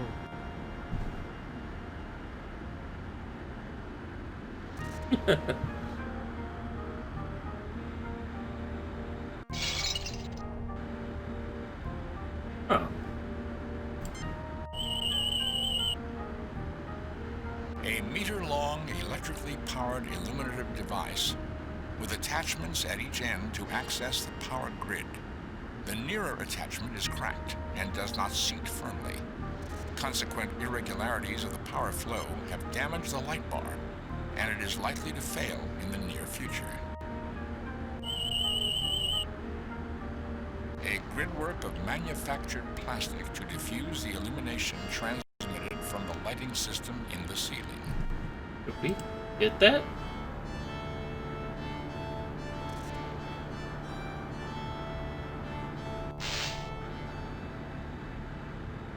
you manage to untwist a length of wire and a light bar.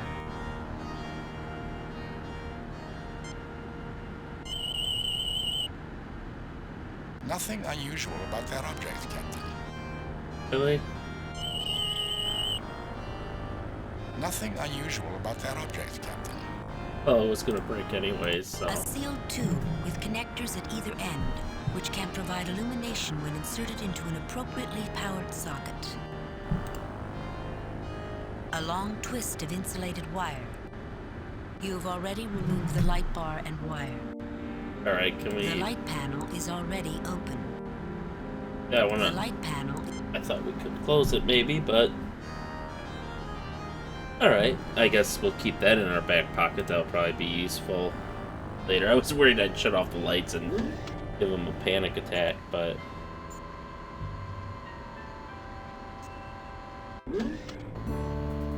We are just here to look around, Captain. I'm sure you don't mind. Would it matter if we did? Your doctor's discourtesy, though indirect, does no credit to your party, Captain Kirk. I would have expected better when we have done nothing to warrant rudeness. We need not interfere with one another's activities, I think. Alright, let's start looking around the room, as we do.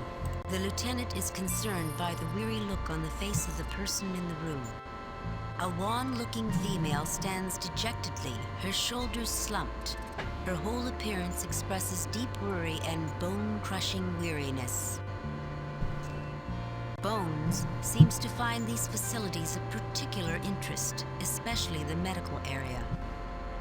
The Vulcan scrutinizes the room, finding it functional but with little to spark the interest of his analytical mind. The captain is unmoved by the appearance of this room. A Klingon officer whose direct and intense expression never wavers. A Klingon crewman wearing a look of disdain and distrust.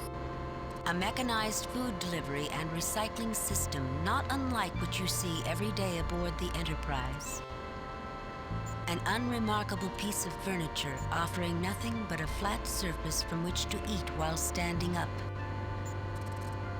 A computer terminal with various access ports, a scanning rod, and a workspace. A large machine made from a red metal. A Klingon crewman wearing a look of disdain and distrust. Oh, those are buttons. A Klingon officer whose direct and intense expression never wavers. Thoughts, everyone? The food supply may be at the crux of the problem on the ship. I recommend a close examination of the ship's food whenever possible.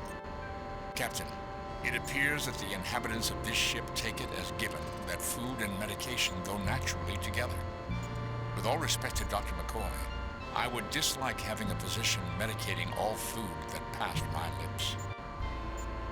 Captain, I'm seeing all these people as being under medication, or needing to be. And they're all unhealthy in one way or another.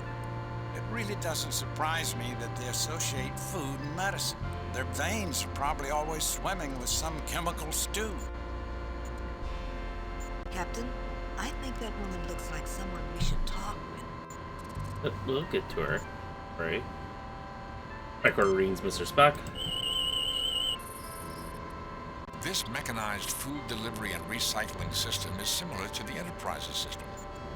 One significant difference is that it includes a scanning feature on the person making the request for food. I also note that the machinery accepts used dishes and reusable materials for recycling, since this ship is a narrowly enclosed system. Captain, of the various mental conditions we have seen among the inhabitants of this ship, most, although not all, have been nonviolent. Dr. McCoy may need to examine this data further, but I believe through the food dispenser, the individuals aboard this ship are regularly medicated, often tranquilized. No doubt about it.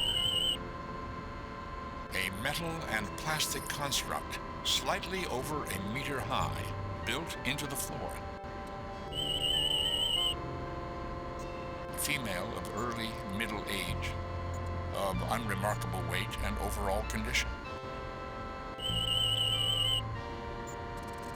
A living, breathing Klingon in the flesh. Captain Klar is a living, breathing Klingon in the flesh. It's all that machinery, Mr. Spock. This machine appears to be made from solid uranium steel. It appears to contain computer processors for the medical unit. I detect numerous redundant circuits and failsafes. Reminds me of Vulcan anatomy. Oh, excuse me. This appears to be a kind of all-purpose first aid station and medical dispensary with computer-aided diagnostics. Captain, from the configuration of equipment here, it is possible for someone to use this machine as a workstation and prepare medicine for someone who, for example, would be unable to come to the station for treatment. Can we use, This isn't a medical... I was hoping we could give that our medical kit.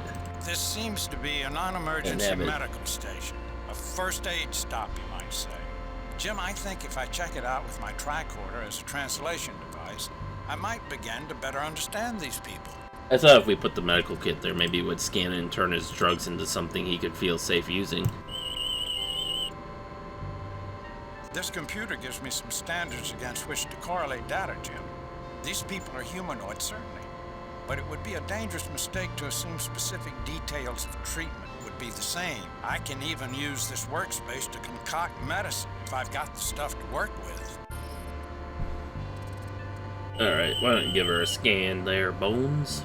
A female, just moving into middle age. Her overall level of health is fairly good. Vital signs are down marginally, and mental readings indicate a chemical array typical of severe depression. However, there are high levels of tranquilizing chemicals in her bloodstream. I'm just a simple... Okay, so you can't say anything about the medical computers. I'm just a... Or the food dispenser. Readings are normal, but before you get more than a moment's worth of readings, the Klingon captain notices and snarls. At ease, Doctor. We don't want to start an incident here. Readings are normal. At ease. Okay. Named out. But at least we know the Klingons are healthy.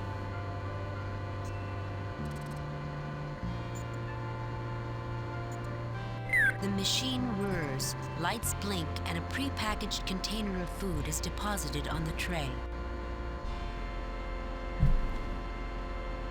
Record reading, Spock, Bones. Nothing unusual about that object, Captain. I'm just a simple... Okay, I guess I gotta pick it up into my inventory and then look at it. The box of prepared food is light and compact. A reprocessed cellulose-based container with prepared nutritional components inside, appropriate as a meal for one individual. In addition, the food appears to be laced with a variety of drugs, which Dr. McCoy could better analyze than I. As a meal, the food in this little box is a tad high in carbohydrates by human nutritional standards. Still, it would supply about 1/4 to 1/3 of a day's average caloric needs and includes protein, fats, fiber, bit of spices, and flavorings. There are also drugs in the food, some of which we added, you know. It's quite heavy on the alkaloid tranquilizers. I think McCoy's spoiling some stuff there, but yeah, so there's some tranquilizers in the food. Alright, I guess, barring... It's an inelegant design, but nevertheless a good height for an adult to stand up and eat at.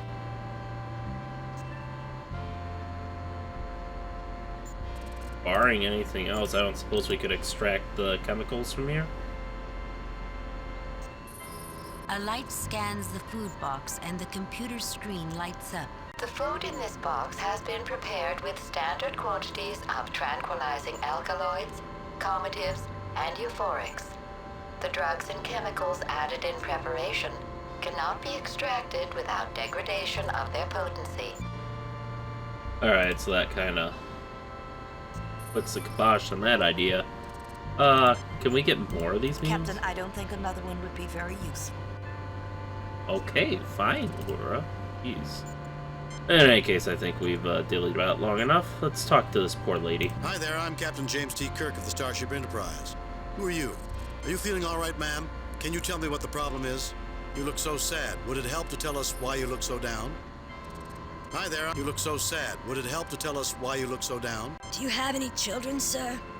I do, a son, and I've just not treated him right. Tried to do right, but everything died, and I can't give him what he wants, what I think he needs. A mother's job can be difficult. I'm sure you did your best for your son. Would you tell me about him? What is it you can't give him? What died?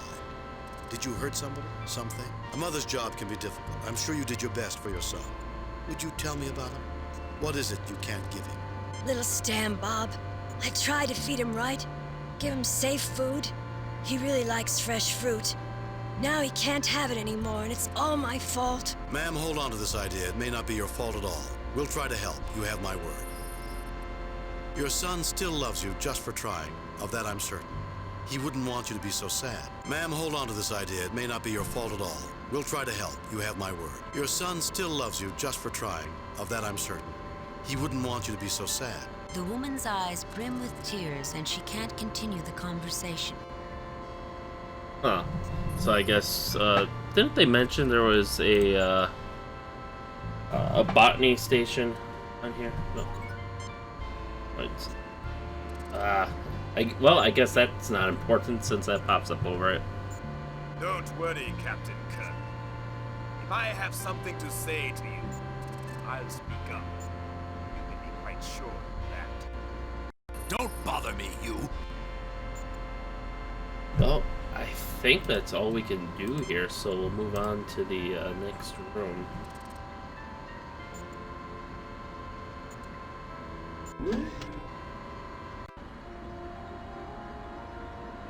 Okay. The ceiling supports a complex network of pipes with vines growing between them. Well, hello. The room is filled with the rich scent of growing things. There is much lush growth, and some which is not thriving as well. A gardener's work table is against one wall. A large countertop well suited as a workbench with what appears to be mechanized assists and a hookup close at hand.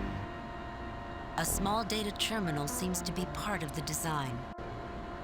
These plants look brown, pinched, and wilted, although their root systems are as well developed as those in the other hydro bins. Attached is a sealed metal keg with a feeder hose attachment on top. A trace of greenish mold rims the connection joint. These plants look green and healthy, with strong stems and shiny leaves. These plants look green and healthy, with strong stems and shiny leaves. Alright, is that it? Seems A to be. simple sliding door of reasonable dimensions for a person to walk through. A Klingon officer whose direct and intense expression never wavers. Captain Kirk, leader, finds this room particularly green. A Klingon crewman wearing a look of disdain and distrust. The Vulcan raises an eyebrow when he catches McCoy grinning at him, but atypically holding his tongue. The room is filled with... It's trying to click McCoy there. Ah, that like... Bones eyes the Vulcan and wonders if, along with green blood, he might have a green thumb. Okay, so that's why he's grinning. Lieutenant Uhura seems to find this garden a pleasant place. Alrighty. Thoughts, everyone? This reminds me of the Arboretum on Calliope 3, except the equipment didn't look this advanced. A hydroponics room, Captain. The console against the wall appears to be a workbench. This might be a nice little garden if they added some rustic wooden benches and a little fountain, I guess. A shame there aren't any flowers, Captain, but the lushness of the greenery is still very pleasant.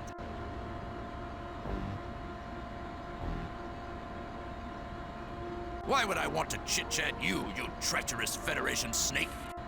My aide and I are merely observing both you and conditions on this ship. Should I have an observation to share with you, I will certainly not hesitate to do so. Alright. Tricorder readings, everyone. A combination workspace and computer console, Captain, with robotic leads on the visible hookups. The data terminal appears to serve as data storage and analysis of materials put on the countertop. In short, I believe it acts as a gardener's assistant to anyone working on the plants in this room. I do detect some evidence of malfunction in one of the hookups, but I believe it would take the inestimable skills of someone like Commander Scott to track down the problem, much less repair it. Are you saying it's broken? Only a small part seems to be broken, something involving one of the feed lines. The rest of it appears to be in good order. A chlorophyll-based plant species. Minor evidence of opportunistic disease incursion, but that appears to be secondary to reduction in overall plant vigor. That sounds like it's mostly lack of food causing problems.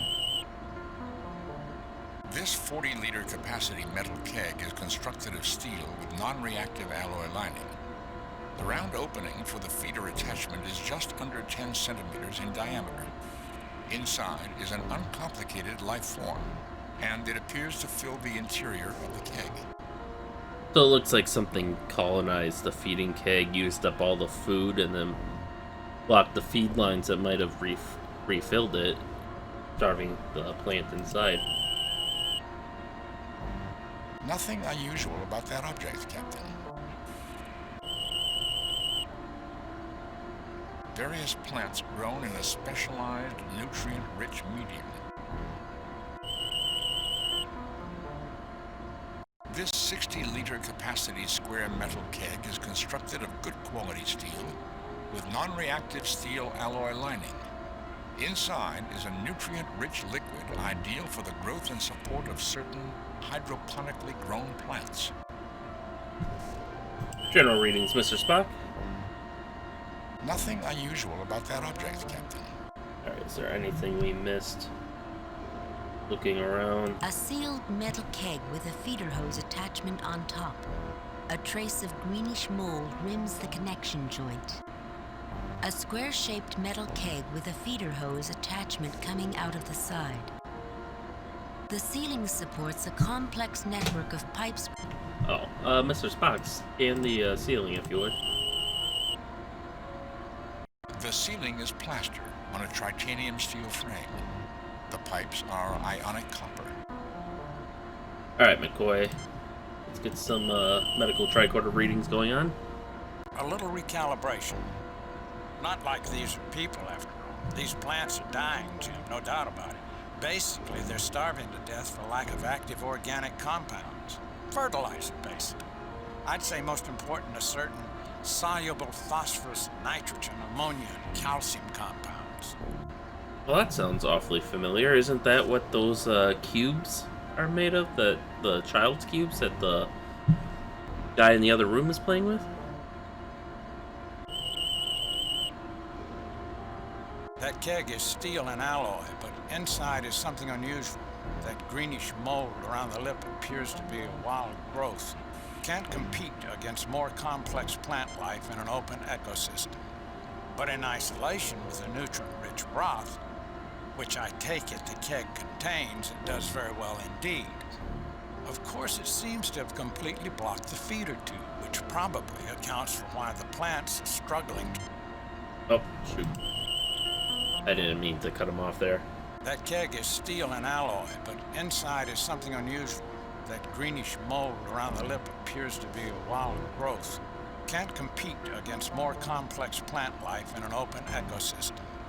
But in isolation with a nutrient-rich broth, which I take it the keg contains, it does very well indeed. Of course, it seems to have completely blocked the feeder tube, which probably accounts for why the plant's struggling to survive in this hydropen. Alright, looks like McCoy's skipping some more dialogue there that he should have, referencing the how the mold is similar to another mold he knows. But let's see how that compares to these other plants. I'm just a simple I'm a doctor, not a country boy from Iowa. Okay, so he doesn't give a shit about them. That's what I'm getting out of this. What about these other feeder tubes? I'm detecting a lot of proteins and nutrients within the keg. Organic matter in excellent condition. Alright, what, you wanna take a crack at that table there? No life form registration. Health reading 0. Thank you. Not what I wanted you to do, but okay. Mr. Spock, why don't you take a look at it? There is nothing on the work console. Proceed with your work. This console is prepared to scan items anytime you are prepared to use it. Alright. Well, I think, Oh. Apparently that's not the door we came through. Welcome back. Are you feeling better?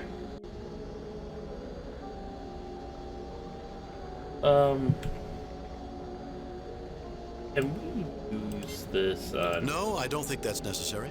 No, I don't think that's necessary. No, I don't think that's necessary. I don't suppose that glass is something we can pick up, or that diamond crystalline lattice. You succeed in cutting your fingers and bleeding profusely from the many tiny capillaries in your hands. I guess not. No, I don't think that's necessary. No, I don't think that's necessary. No, I don't think that's necessary. No, I don't think that's necessary. Alright, well, they're right.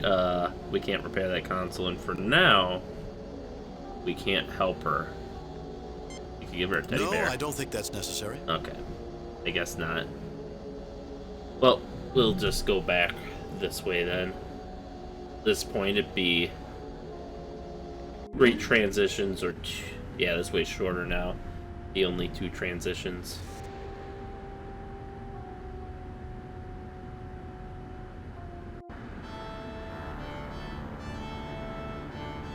See if he'll let us take the Although blocks. evidently an adult, Jake C. looks as stricken as any child, his eyes filling with fearful tears. My blocks? Don't take nice blocks, please. Captain, I don't think it would be right to take these away from him. Perhaps we could find something he'd take in exchange, Captain. The adult with a youngster's mind holds his arms out to you. I'm Captain James T. Kirk. What can you tell me? Is there something you want? The sweet Alright, well, maybe he'll like the teddy bear. Soft. Nice. You get blocks now? He gathers together the blocks and gives them out to you. Sorry, Jakesy, that will be melting these. I don't see how these can help us, Captain. I don't see how these can help us, Captain. And for now, it seems like we can't... No, I don't think... use the cloth or the books. No, I don't think that's... But we should, at the very least, have enough, well, we should have the materials we need to fix those plants, those, plant feeders right up.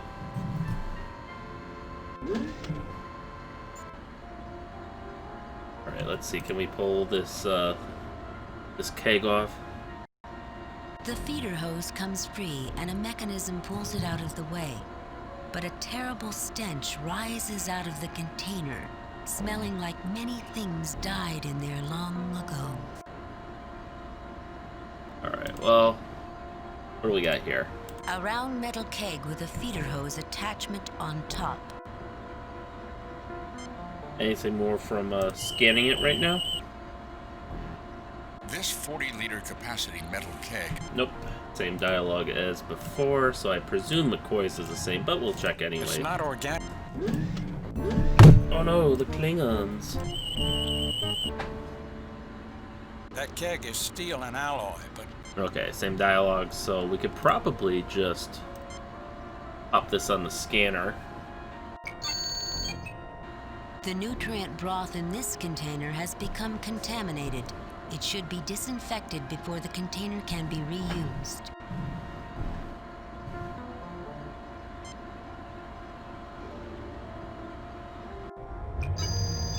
Inert organics including phosphorus, nitrogen, ammonia, and calcium compounds. In this form, impractical to use as fertilizing nutrients. Alright. Well, There's only one way I know that we have to disinfect it. We could use the medical This kit, maybe? isn't a medical matter, Jim. Oh, fine, McCoy. Gosh.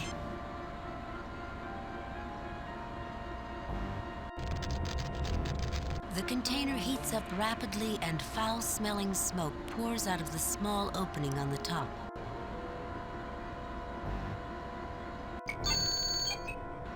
This container must be refilled with nutrient broth before it is replaced for use.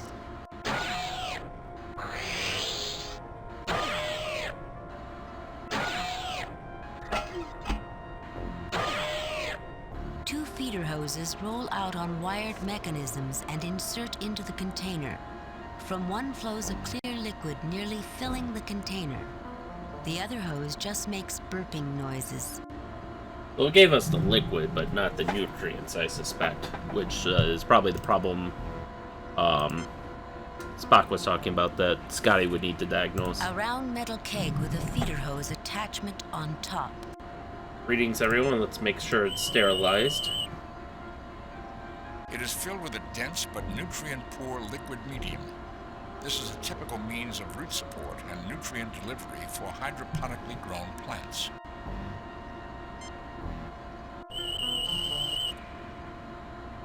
No life form registration, Captain.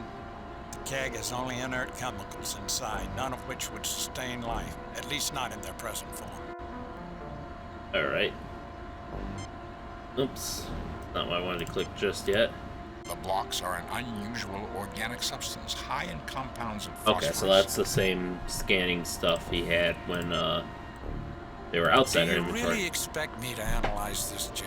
It's organic compounds, McCoy. Multicolored blocks, suitable for a child to play with.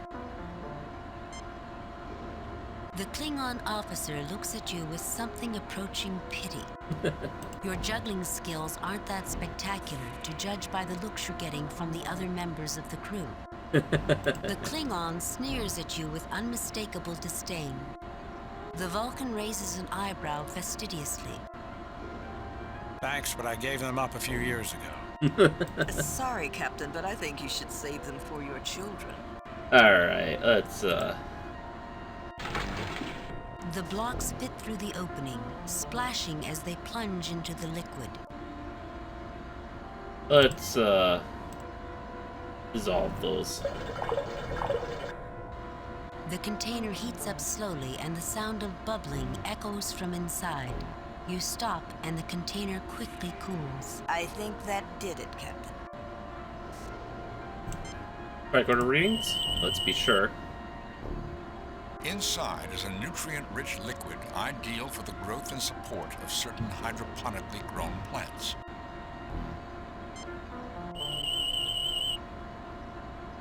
Still no life form registration, Jim.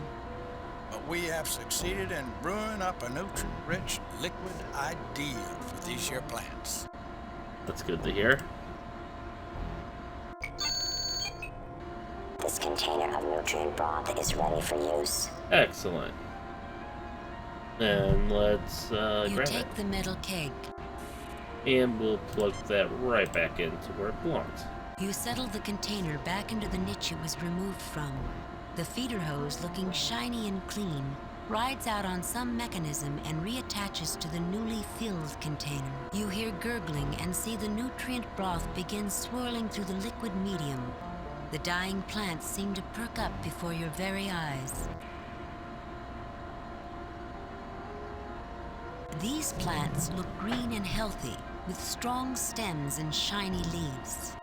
Wait, the ones we These just... plants look green. Huh. Well, that's fast. Fortunately, it doesn't look like that from our view, but... A round metal keg with a feeder hose attachment on top. I wonder if they've replaced the scanner dialogue then for these. This chlorophyll-based plant species has the capacity to produce edible fruits, which may offer significant nutrient value. These would be safe for human consumption, or Vulcan, for that matter.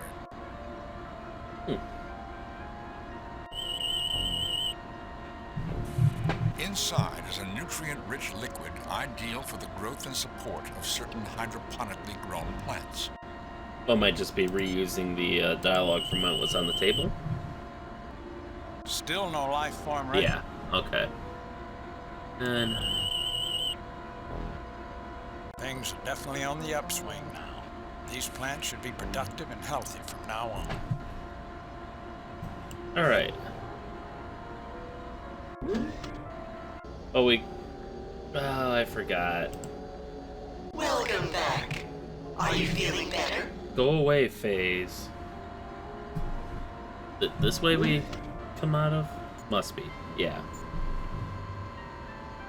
Hi there, I'm Captain James T. Kirk of the... Are you feeling all right, ma'am? You look so sad. Would it... Do you have... A mother's job can be difficult. Little step... Ma'am, hold on to this. Your son's... Ma'am, your... The woman... Okay, I guess we can't tell her that it's been fixed. Oh, hey, it's, This fresh fruit looks and smells delicious. Ruby red and perfectly ripe. Alright, let's verify that the food is good for us, though. Unprocessed organic produce of high nutrient value to most humanoid races.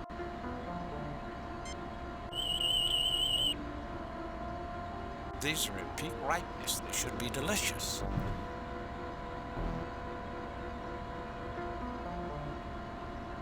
The red fruit comes free easily, dropping into your hand like it belongs there. Excellent.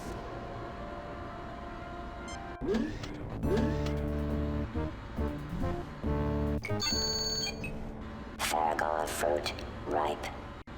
Oh, now we have a name for it. This fruit is perfectly ripe and delicious. Oh. Alright. Gave some to Kirk. The red fruit comes free easily, dropping into your hand like it belongs there.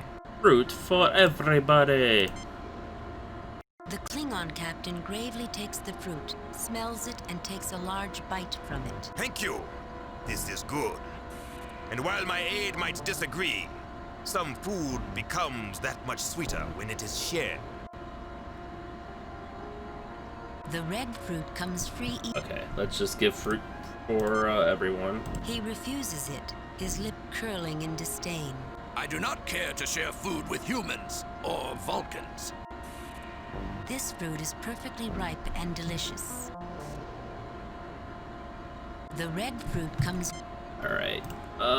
We gotta give it to McCoy then. This fruit is and then let's give some to Uhura. The red fruit... This fruit is perfectly... Okay, now let's grab it and give it to the woman. The red fruit comes free easily, dropping into your hand like it belongs there. Oh, wrong door.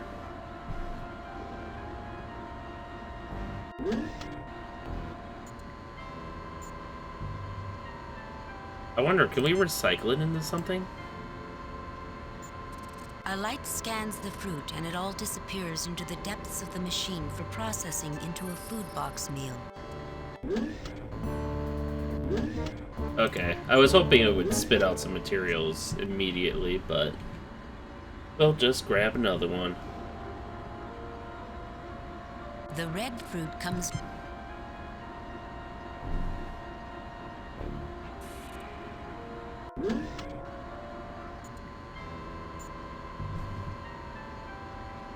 Alright, lady. I got the plans to give fruit again, and I'd given up. Oh, I'm so happy. But I don't want to eat this. My son loves fruit, can't get enough, and I want him to have this. Please take it to him. He should be playing in the sleeping hall. I've warned him about not talking to strangers, but it's all right if you do so. You can tell him I said it was okay. Alright.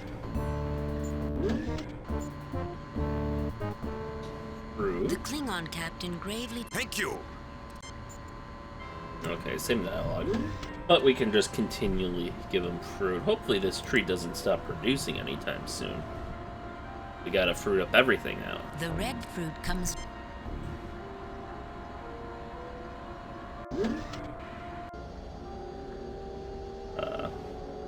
Lady, you hungry? We got No, some I fruit. don't think that's necessary. Okay, I guess not. Welcome back. Go away, Phase. No one likes you.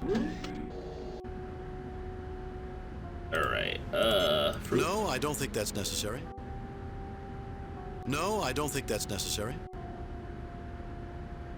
Let's see if that kid over there wants some fruit.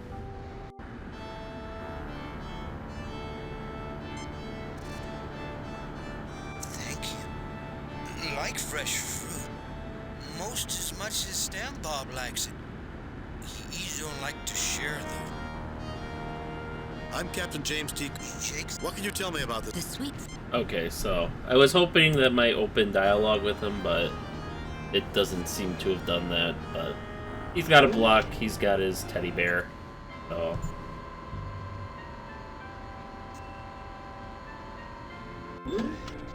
hopefully he'll be happy, even if we can't do anything for him. The red fruit. And McCoy said we can't do stuff for a lot of these people without the resources of the Enterprise's medbay.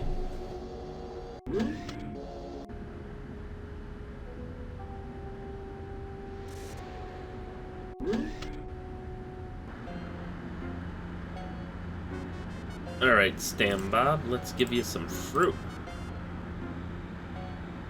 This is for me? Wow, thank you.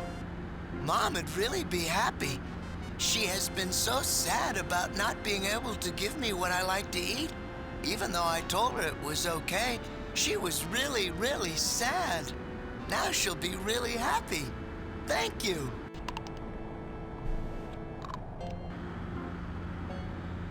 Hi there, remember me? Uh-huh. I remember. You want to ask me about something. Tell me about Tusken and his friends. Tusken and his friends aren't nice to me. They're nice to my mom because they trust her, though. She's the only one that brings them food. Sometimes she brings me safe food, too, but she hasn't lately. I get pretty hungry because the safe food I put away in a secret place isn't any good anymore. Tell me about Tusken and his friends. Tell me about the playroom. It's through there, through the east door. Tusken and his friends have taken it over. They play mean, except they don't play mean to my mom. That's on account of they think she won't let the food be bad. Tell me about tell me about your mom. Her name's Maul. She takes care of the garden, but she gets real sad a lot. She brings me fresh fruit, says it's good for me. I like fresh fruit, whole bunches. She hasn't brought me any in a while, and what I put away in a secret place isn't looking good anymore. Tell me about, I think that's all for now. Tell me about the food. Tell me about the food. The food out of the machines can make me feel really sleepy and not very good. Mom says it's because of the stuff they put in the food. Tusken says it's poison and won't take any food from anyone but my mom. I put some good food away in a secret place, but the food doesn't look so good anymore. Do you want to see? Sure, why don't you show us? No, I don't think that's necessary. I think that's all for now, Stan Bob. Go on back to what you were doing. Maybe we can talk later. Sure, why don't you show us?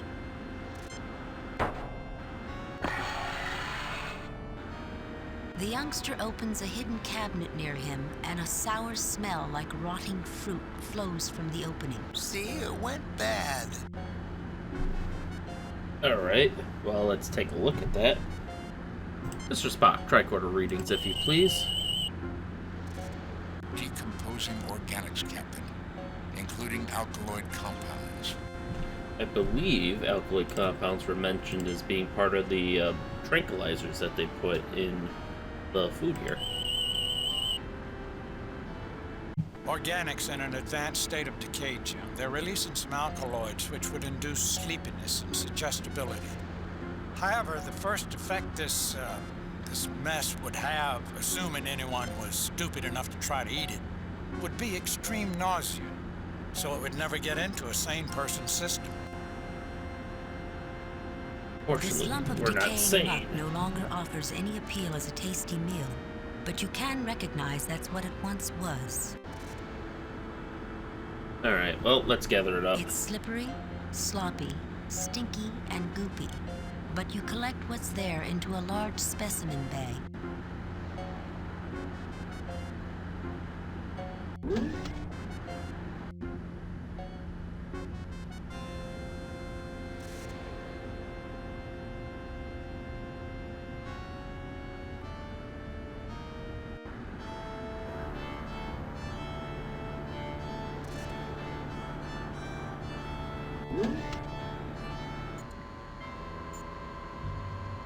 Alright, let's get another fruit.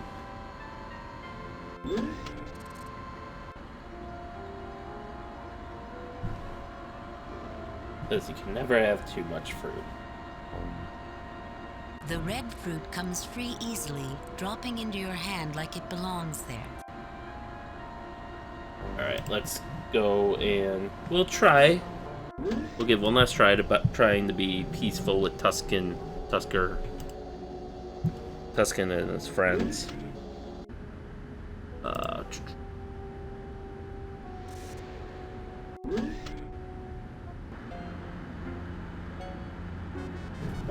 Before we get too far in here, McCoy, tricorder rings, if you will. This individual is a bit elderly, but not in too bad shape when you take that into account. He seems to... Okay, so not much he can do for him. Spock tricorder rings, I presume it's the same. This individual appears to... McCoy, can you do anything for him?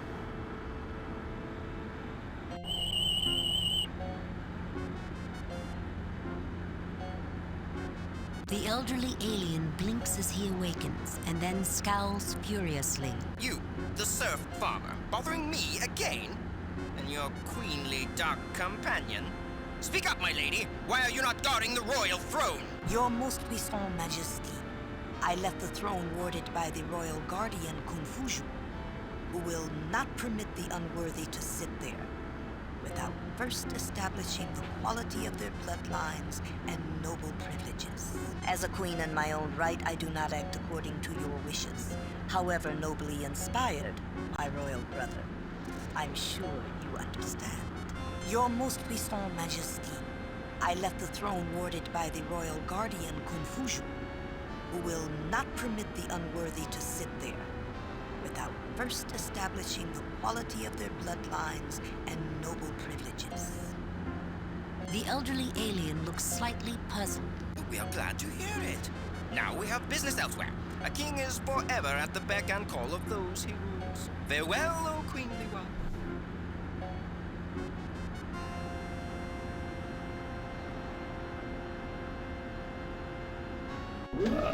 Okay. I guess we can... A somewhat small greenish-blue blanket. Tricorder readings? Coarsely spun organic fibers, twill woven, dyed blue post-construction. It is just under 2 meters square. Any insight, McCoy? No life form registration, fortunately. At least that means it's reasonably clean. Alright, let's grab it. You notice that the coarse weave of the blanket is a bit scratchy, but it feels like it would be thick and warm. Can we put this on, there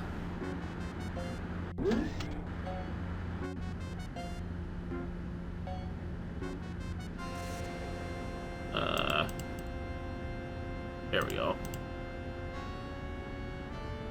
Man, the pathing can be so weird in this game sometimes. Oh, move. There we go. Well, whatever he had to do, it wasn't... Where did he go? I wanted to offer him the fruit. I didn't think McCoy was gonna wake him up. Well, he's just freaking gone now.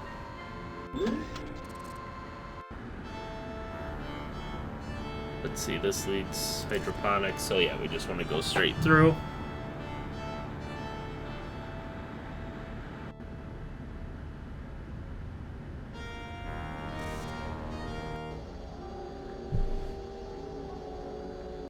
Welcome back.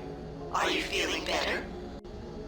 Alright, you know, I was thinking she reminded me of someone, and I finally realized it's, what was her name? Failsafe, the computer of that Crash Colonies ship in Destiny 2? Blue blanket. No, I don't think that's necessary. Well, okay then. I tried.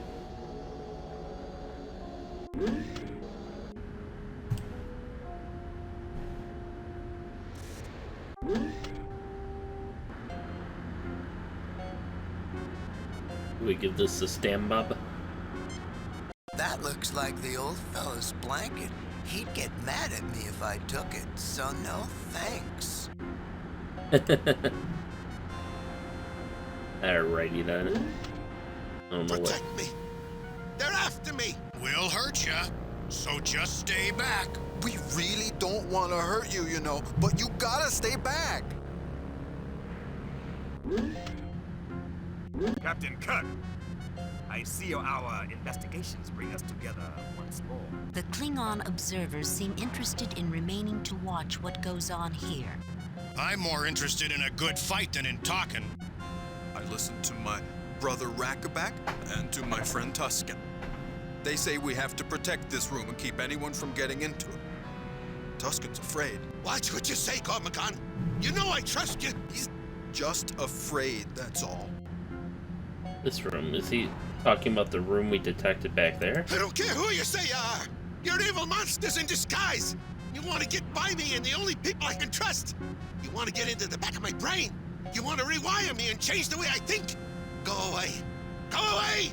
Go away. Or we'll hurt you and make you go away.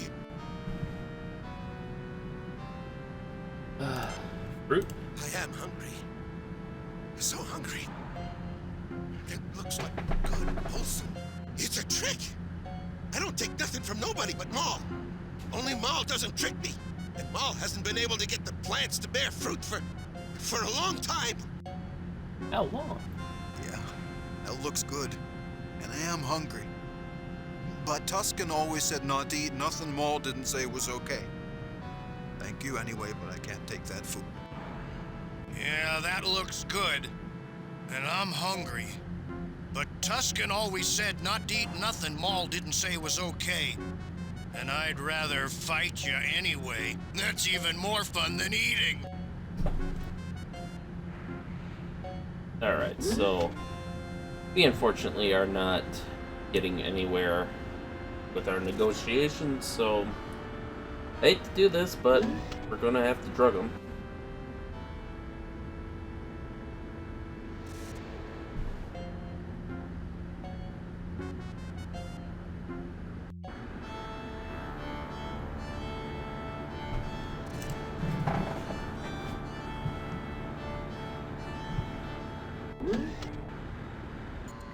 Alright, let's talk to Maul. Dear old Maul. I have to thank you again for what you did for my son. I was feeling so depressed because I couldn't give him the fruit I know is better for him than what the Fays make in the machinery. I don't trust the machinery food, and that's why I tended the garden, made fresh food. Even Tusken will eat food I give to him, and he doesn't trust anyone. If you ever need help, just show me what you want to give him. Oh, well, that's very kind of her. Alright, McCoy, let's cook something up. A light scans the reeking glop, and the computer screen lights up. The alkaloids present in this organic mass can be reduced to a high-potency tranquilizer. The undesirable emetics and purgatives can be eliminated. The resultant drug should be mixed with prepared food and eaten to produce a soporific effect. Do you wish to prepare the specified tranquilizer from this mix? No, skip it. We'll just put this away and go on to something else. Yes, continue. Done. The drug is prepared. Bring over the food you wish dosed with the drug, and the tranquilizer will be added. There we go. A light scans the food box, and the computer screen lights up. The food in this box has been prepared with standard quantities of tranquilizing alkaloids, calmatives, and euphorics.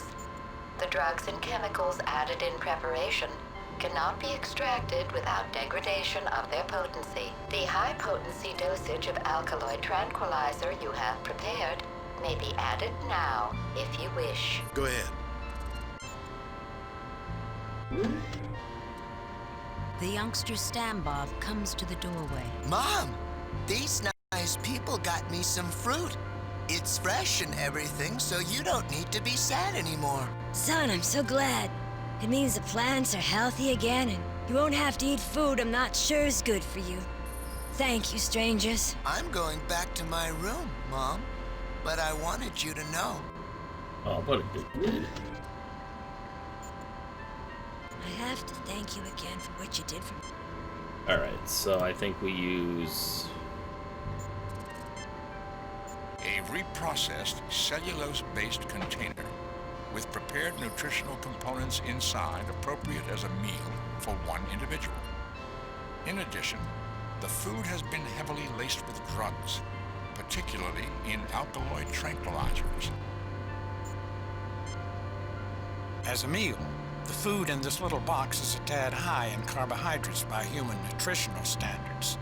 Still, it would supply about 1/4 to 1/3 of a day's average caloric needs and includes protein, fats, fiber, a bit of spices and flavorings. There are also drugs in the food, some of which we added, you know. It's quite heavy on the alkaloid tranquilizers. There we go. So now he's reading that at the proper time. I suppose I can... No, I don't think that's necessary. Alright, I guess we just... Oh, shoot. I didn't want to do that. Back to the kitchen. Alright. Boop, boop, boop, boop. Tusken will only accept food from you. You said you'd help us after we helped you. Would you give this to Tusken? It's heavily medicated, but that might help Dr. McCoy here to do something so he's better off. I'll take this to Tusken now because I trust you. Go back to him and show him your food. He'll call for me, and I'll give him this instead. He'll be a good boy. He'll be a good boy. Alright, Claw, you want some action? You'll see some action.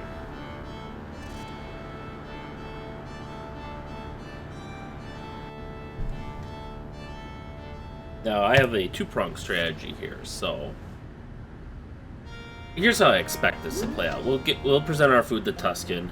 He's going to call for Maul for good food, and she'll come along and give the dosed food, the laced food that we prepared, and he'll eat that, and that should knock him out. I suspect that Roragak, or whatever his name is, will not take kindly to that. So we'll have to nerve pinch him or stun him. But once that's done and those two are out of the picture, I feel like Gorgon, or whatever his name is, should be a lot more agreeable without those two kind of pressuring him. So here goes nothing. Protect me. They're after me. We'll hurt ya, so just stay back. We really don't want to hurt you, you know, but you gotta stay back.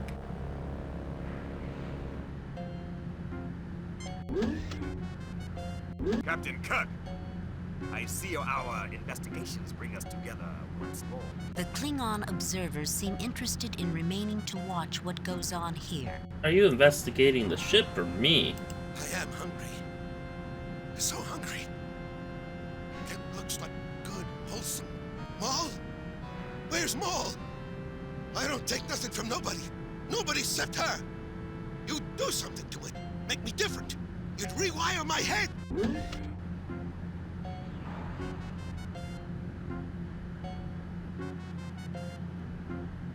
Call for me, Tusken? I thought you might be hungry, so I brought you something you could safely eat. You know you can trust me, Tusken. Yeah, I know I can. And I am hungry. Didn't want to eat something I couldn't be sure of, though. Give me that.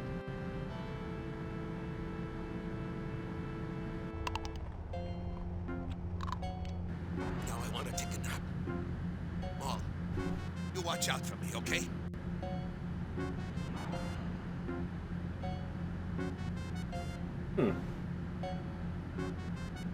That went better than expected. I am feeling a little down, Captain Kirk. But don't bother about me, I'll be alright. The individual you're trying to talk to is collapsed on the floor, unconscious. Tusken is a rather mangy-looking individual of middle age. His hair is wildly disordered, and he is slumped unconscious on the floor. This appears to be an unusual metallic structure. A wan-looking female, Maul smiles quietly as if in response to a private jest. Rackaback is a large individual. Okay, so. I'm more interested in a good fight than in talking. I listened to my brother Rackaback and to my friend Tusken. Well, Tusken's just confused.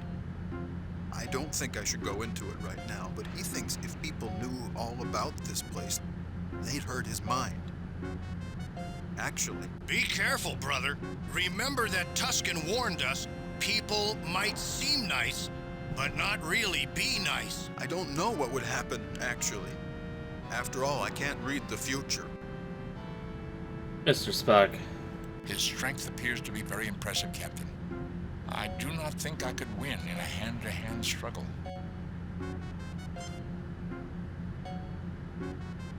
Alright, well.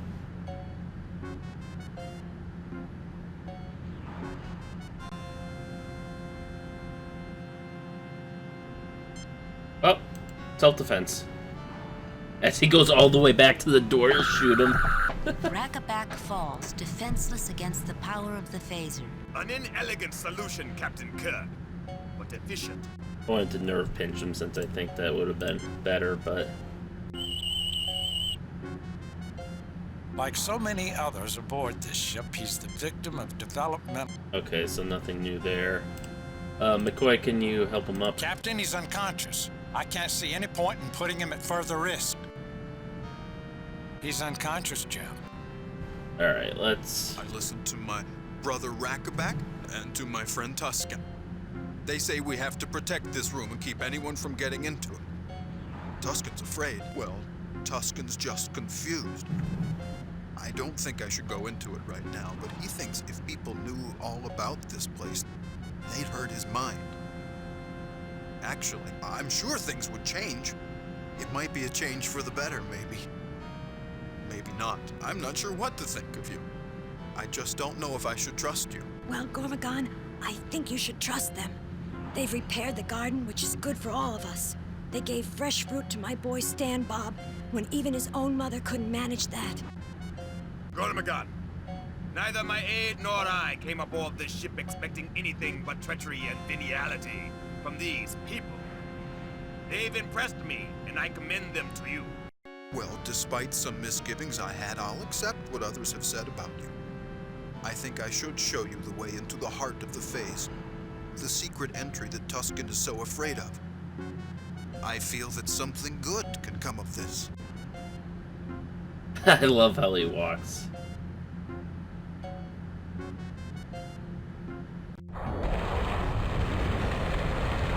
Interesting.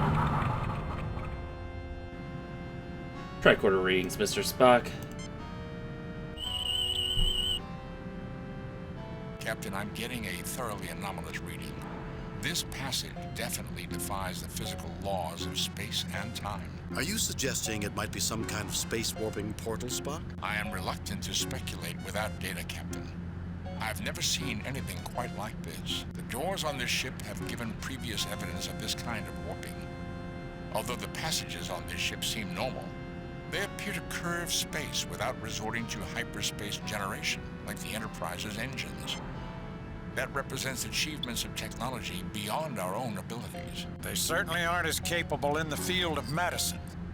These people are suffering from genetic and chemical conditions that we've... Captain, if I may interject, that disparity is something we've glimpsed throughout this ship. There is a sophisticated food delivery system and a food-producing hydroponics garden. It is as if the parts of this ship don't fit together, or as if there were some purpose beyond the obvious. I was thinking the same thing myself, Lieutenant. I'd like to have a talk with whoever is behind this. And I also, Captain Kirk. I believe our observations have been as anomalous as yours. Moreover, I don't think the Fays are the ones we must address our questions to.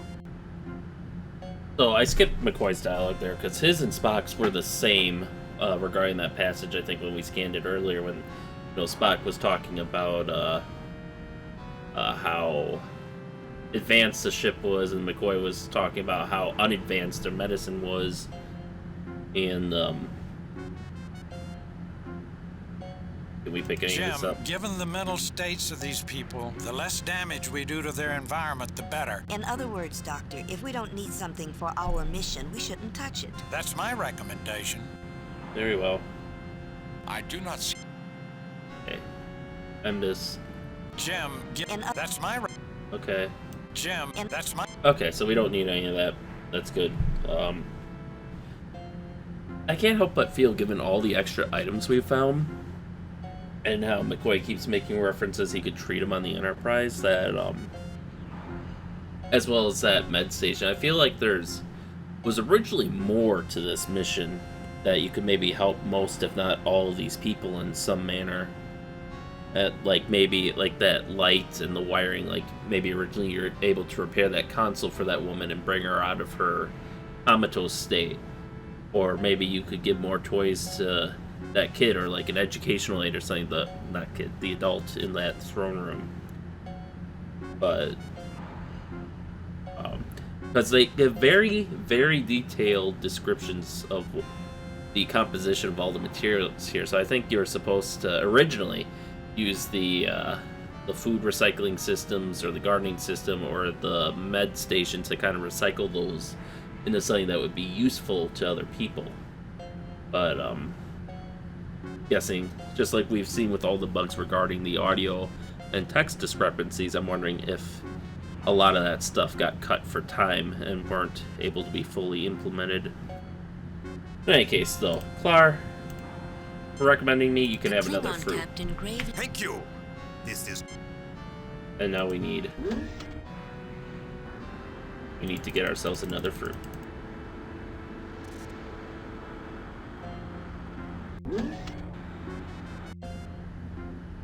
Let's see. I think it would be faster if we go this way. Welcome back. I really wish we could do something for her. That's another thing too, is we have that blanket, which seems like you should be able to at least put it on her so she doesn't get cold or something, to give her a general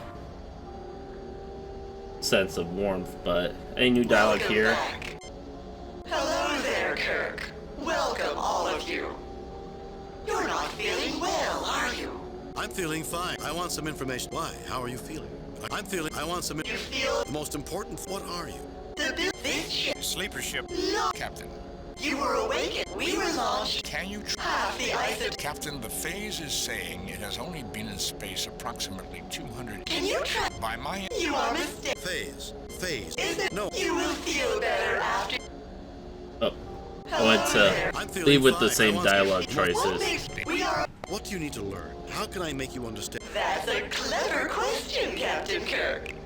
You're not well, yet you want me to tell you how to trick us. However, you cannot access my external monitors. So in any event, you cannot trick us into thinking something exists, which does not. If the planet we are approaching had homes where I know a starship landing field exists, I certainly would not land. However, the builders would not be so foolish. They knew we would return. And when? You don't understand. That's to be expected. The damaged ones have difficulty understanding sometimes. Just know that we love you, and will care for you until the builders can ease the confusion in your minds. Wouldn't you like that? Phase, are you aware that we are not even... No, I don't think that. Phase, are you... Is there something more? No, I don't think. Phase, scan me. You aren't well, that's... No, I don't think that. You will feel better. Okay. I just wanna... Hello there. I'm feeling... I want... You feel... The most important... What are... The build... This ship... Sleeper ship. No. Captain. You were awake. We were... Can you... half... Captain, the... Can you try... By my... You are... Phase. Phase. Is there... No. You will feel... Ah, damn it. The last one always gets me. I just want to leave off on our original... Sleeper. Captain. I think this is information gathering. We won't be penalized for different... By my... You are mistaken. Phase. Phase. Is there... No, I don't think. Phase, scan... No, I don't think. You will... I don't think we're going to be penalized for choosing different dialogue options or a wrong dialogue option. But I would like to be on the safe side. Can I just use McCoy on these He people? glances up swiftly. Go away. You'll get it dirty. I can't stand a dirty table. I don't think I can do anything for him, Jim. I'm not even sure there's anything particularly wrong with him. He appears to be anxious, but not so much that I feel chemical intervention is appropriate.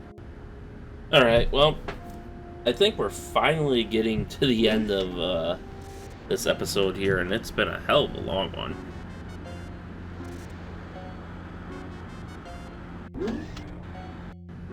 Alright, so...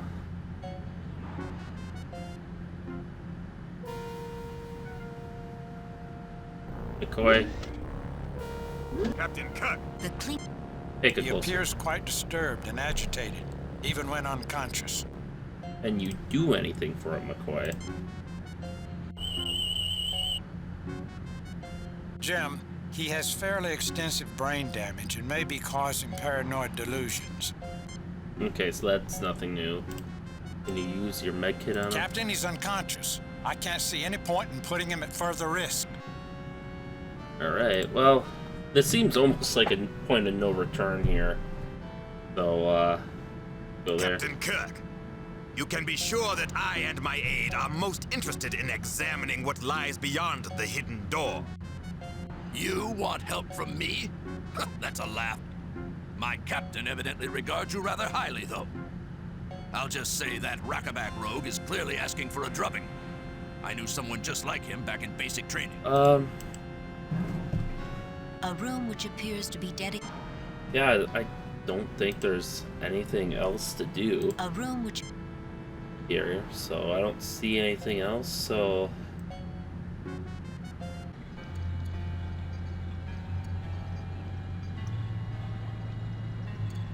A Klingon officer whose direct and intense expression never wavers. A Klingon crewman wearing a look of disdain and distrust. Recognition of the broad realm of possibilities, challenges, and curiosities this room represents shines reflected in her dark eyes. A man whose life is devoted to organic living things, Dr. McCoy seems utterly out of his element, surrounded thus by inorganic machinery, and the uneasy sense that this too might be life of a sort. The Vulcan's interest in his surroundings is sharply piqued by what appear to be irreconcilable spatial anomalies and discontinuities of technologic sophistication. The captain is uneasy, certain that this claustrophobic-seeming room holds challenges yet to be discovered. This looks almost identical to the containers that house the Fays. This room appears strangely compressed, giving a sense of closeness that borders on the discomforting.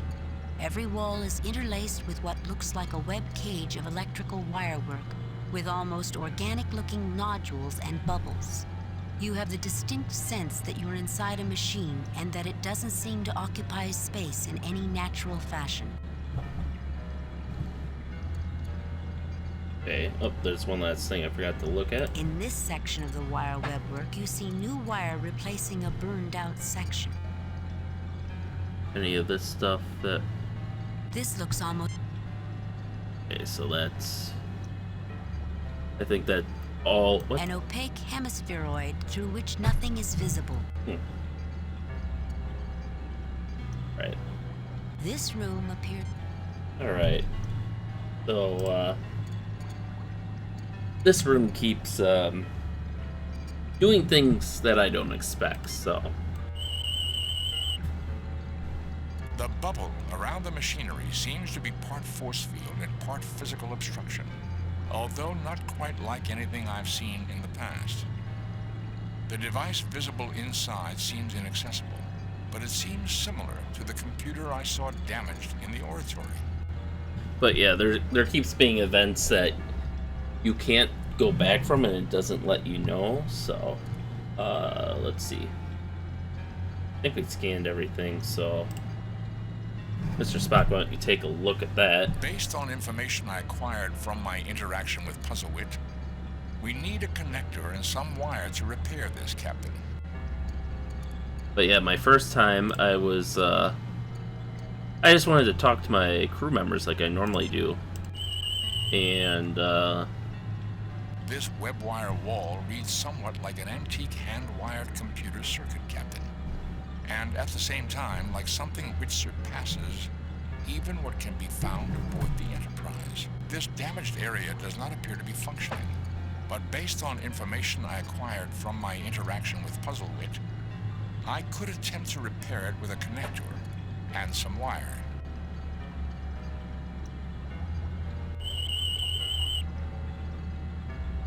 This is not a life form, Captain, but it does register with biomagnetics and considerable electrical complexity. This is the heart of a functioning, artificially intelligent construct. Anyways, what I was saying, I just wanted to talk to my crew members like I normally do during each mission, and it turns out that launched into some dialogue with the Phase that I hadn't really earned yet. And then the second time, I'll mention that later so I don't spoil anything, but yeah, definitely getting those, and some items in here, some very key items lack certain descriptions and interactions, which they would have had in any other episode, so I'm definitely seeing what seems like a rush here. Okay, Spock, you wanted to repair it? Repair it. If you'll bring that over to me, I might have a better suggestion if I took a closer look at it. Very well, Clara. You trusted us, we'll trust you.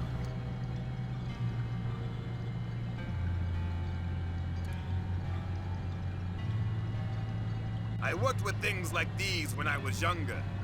Given our surroundings, see if you don't find this more useful. Alright, Mr. Spock, see what you can do with, actually, let's see what it is exactly. Nothing unusual about that object, Captain. A constructed mechanism permitting an electrical power supply to be safely joined to an appliance or device. But yeah, even stuff like that, you know, not being able to scan it's a bit odd. Allow me, Captain. Let me do that. The information I acquired from Puzzlewit's mind indicates this could be a delicate operation, easily mishandled. I think you will find it fits just here. Lieutenant Uhura, if you will bring over that length of wire while I hold this in place, I believe we can get this repaired speedily. Certainly, Mr. Spock. With that in place, I can see that it will easily fit. Here.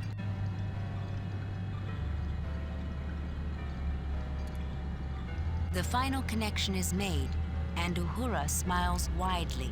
That's it! That fixes the broken connection.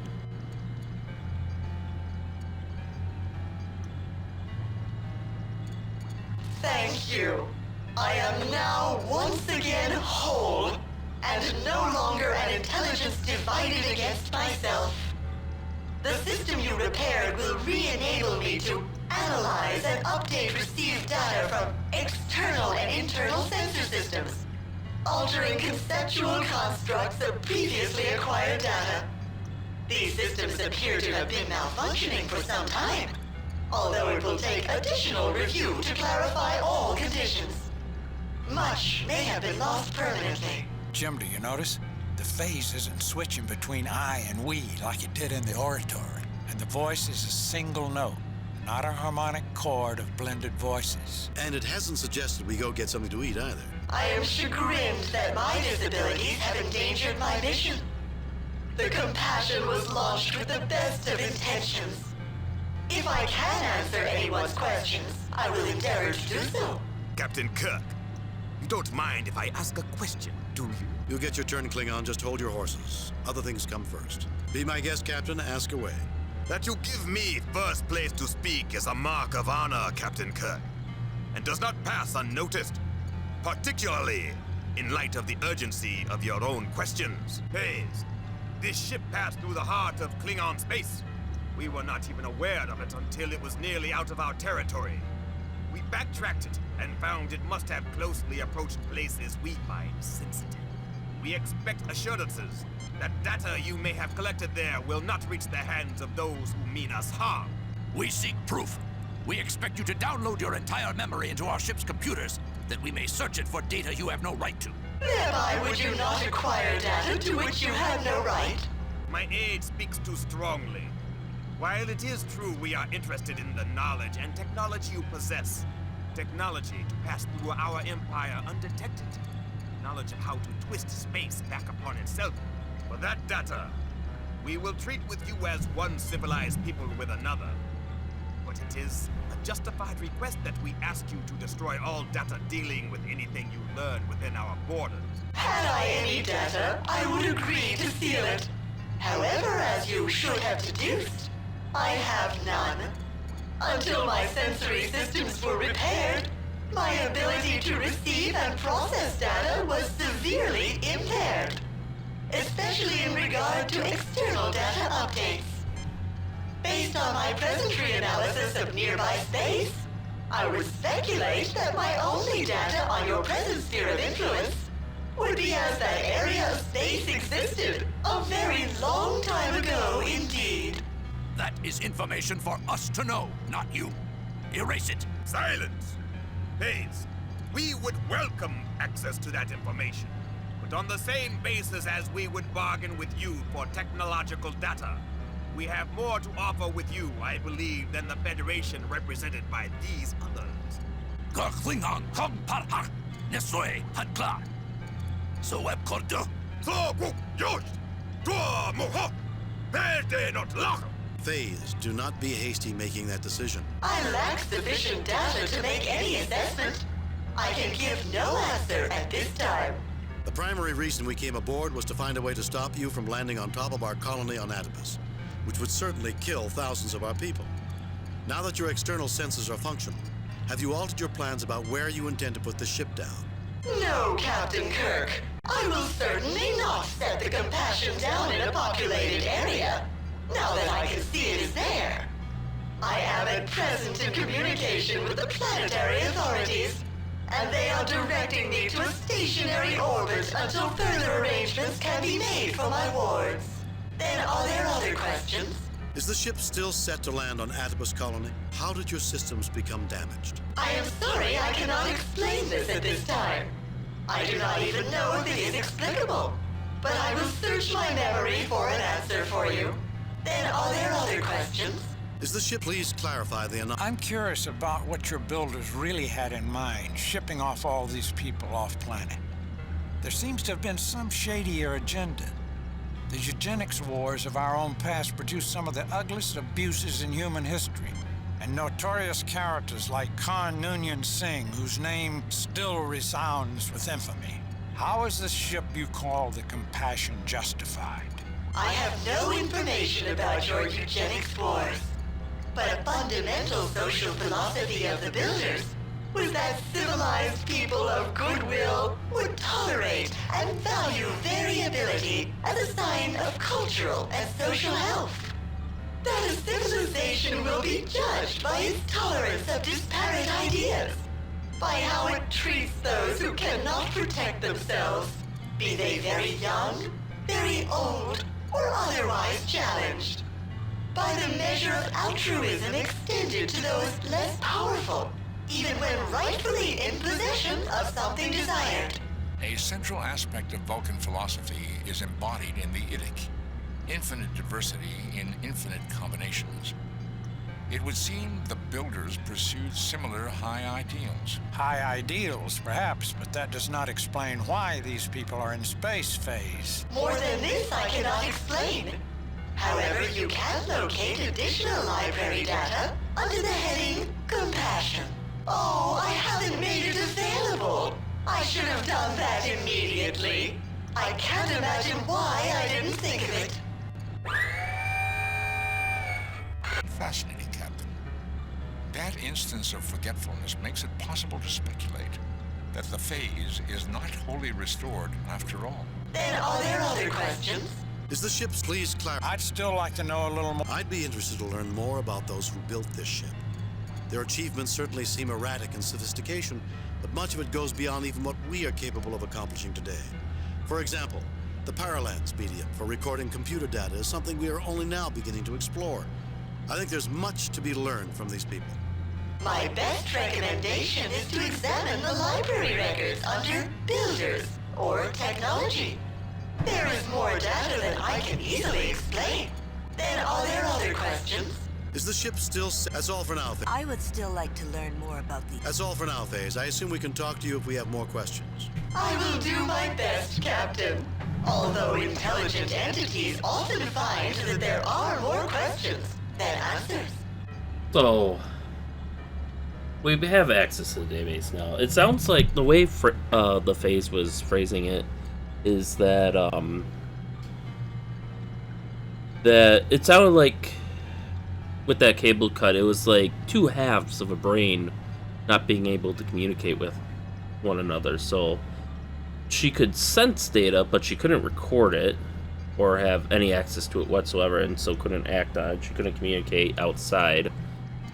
And then inside, you know, she said it was like there were multiple instances of her kind of, you know, fighting against each other, making her confused and basically reducing her capability down to the most rudimentary, oh, you're not well, eat some food, praise the builders be praised, you know, kind of stuff. So that's what it seems to me, and that I think fits in line with the theme of this episode around mental illnesses.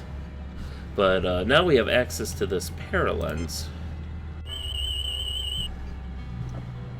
Nothing unusual. And this is... Although the lens magnifies things you look at through it, somewhat like a magnifying lens, the image is distorted and warped. Pretty soon, this seems like a non-productive way to use the paralens. Yeah, see that, like that's not scanner dialogue at all. That's what I would expect from the An look iridescent function. crystalline lens about the size of your palm. Mr. Spock, what do you think of this? This crystal construct has an unusual light scattering property. And Uhura mentioned some familiarity with these systems. Captain, this appears to be an intact paralens, a nearly unique form of computer data recording media. Quite advanced. The glass shards I noticed in the oratory are probably the broken remnants of others like this. But we should be able to read this. And notice that that globe has disappeared, apparently. So I want to scan and look at that real quick. This machinery appears to be a read-only computer terminal. The configuration and construction seem quite unusual, to say the least. But evidently, the same kind of device we saw was damaged in the oratory. An unusual computer terminal device. Captain, this appears to be an unusual style of computer terminal. A reader device, most likely. Lieutenant Uhura, might not your recent study of experimental communication and decryption devices enable you to make a clearer assessment? Alright, let's let her look at it then. Captain, this appears to be an intact reader decryption device with mated computer terminal, just like the one we saw damaged in the oratory. Similar experimental designs coming out of the research labs of the Malafide Institute on Karabidi 3 have shown up in the most current technical journals. This is quite sophisticated. Almost wish we had Scotty here. Talk to everyone one last time. I'm here as an observer. When I have something to say, I'll let you know. What makes you think I've got anything to discuss with you? I have a strange feeling about this room. We might find a lot of answers here. Is the ship still... That's all for now, Phase. So, yeah, talking to Kirk triggers a dialogue with Phase, and I'm wondering if that's a bug, maybe. Because it skips directly to where you ask it questions, and then Klar treats that like you interrupted him or didn't let him ask his questions, so he gets real hostile, so... You get no response. Captain, this place is disturbing. I agree. Of course, that's probably because I don't understand it. It's amazing how something that once seemed disturbing can become ordinary when you understand it. Wise words, Uhura? I don't know what to say, Jim. This place is genuinely weird. This room is thoroughly fascinating, Captain. I theorize that this is a virtual space replica of the interior workings of the artificial intelligence which the Phase represent. The interface is seamless.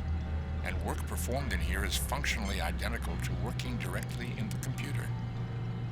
Like so much we've seen before now that is highly advanced technology, yet archaic 20th century style wiring carries the electronic information. So I think it was McCoy's theory about this AI being a bunch of smaller computers hooked up together is likely what's going on here. And it makes sense considering the multiple voices we heard earlier. That's probably the multiple facets of this AI's programming or personality. In any case, let's take our little crystal ball here.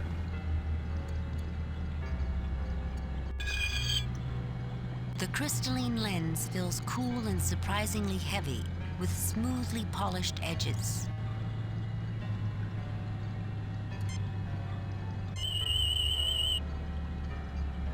Nothing unusual about that object. Yeah, again, something we should definitely have tricorder readings of, but... This seems pointless. Or even a look description. The lens slips easily into the terminal's reading port and the screen activates. Compassion. Diagi, decision. Shambrum, philosophy. Builders, technology. Exit database.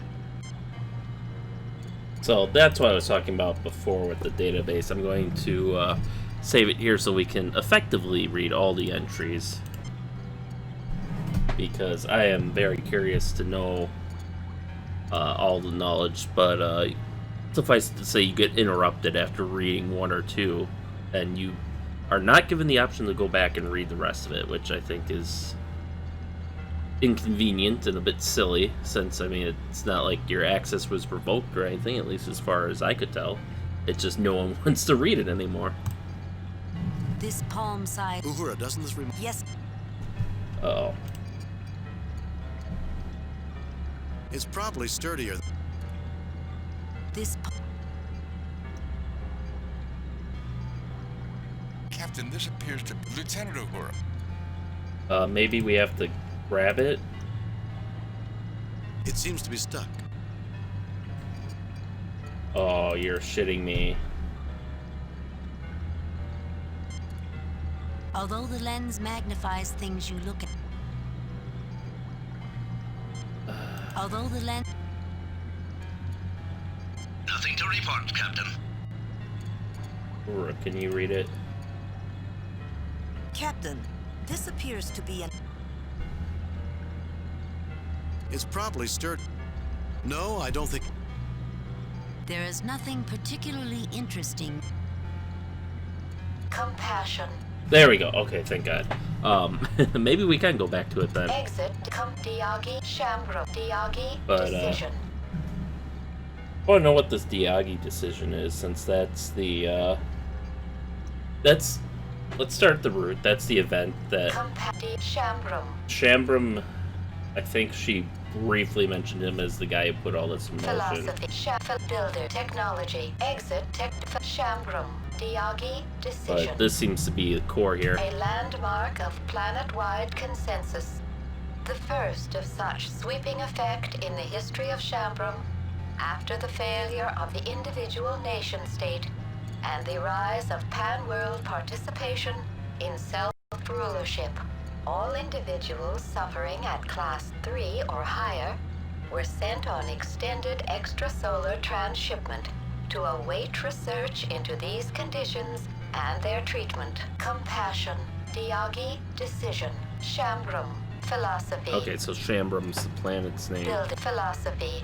Before the unification of Shambrum, differing personal philosophies, ethical structures, and belief systems repeatedly plunged the people into life-quality destructive interactions on both massive and individual scales. The difficulties created were pandemic, and even those who believed they controlled the most power led desperate lives. Catalyzed by the enlightened intellectuals of the rational Fifth Council, a desire for peace without loss of treasured freedoms was set as an achievable goal. The transition was not without difficulties, but the culture of the builders eventually arose around a philosophical core. emphasizing tolerance of differences among individuals, maximization of self-actualization of all individuals, and with the paradoxical taboo against intolerance and bigotry. The name of ascetic class starship.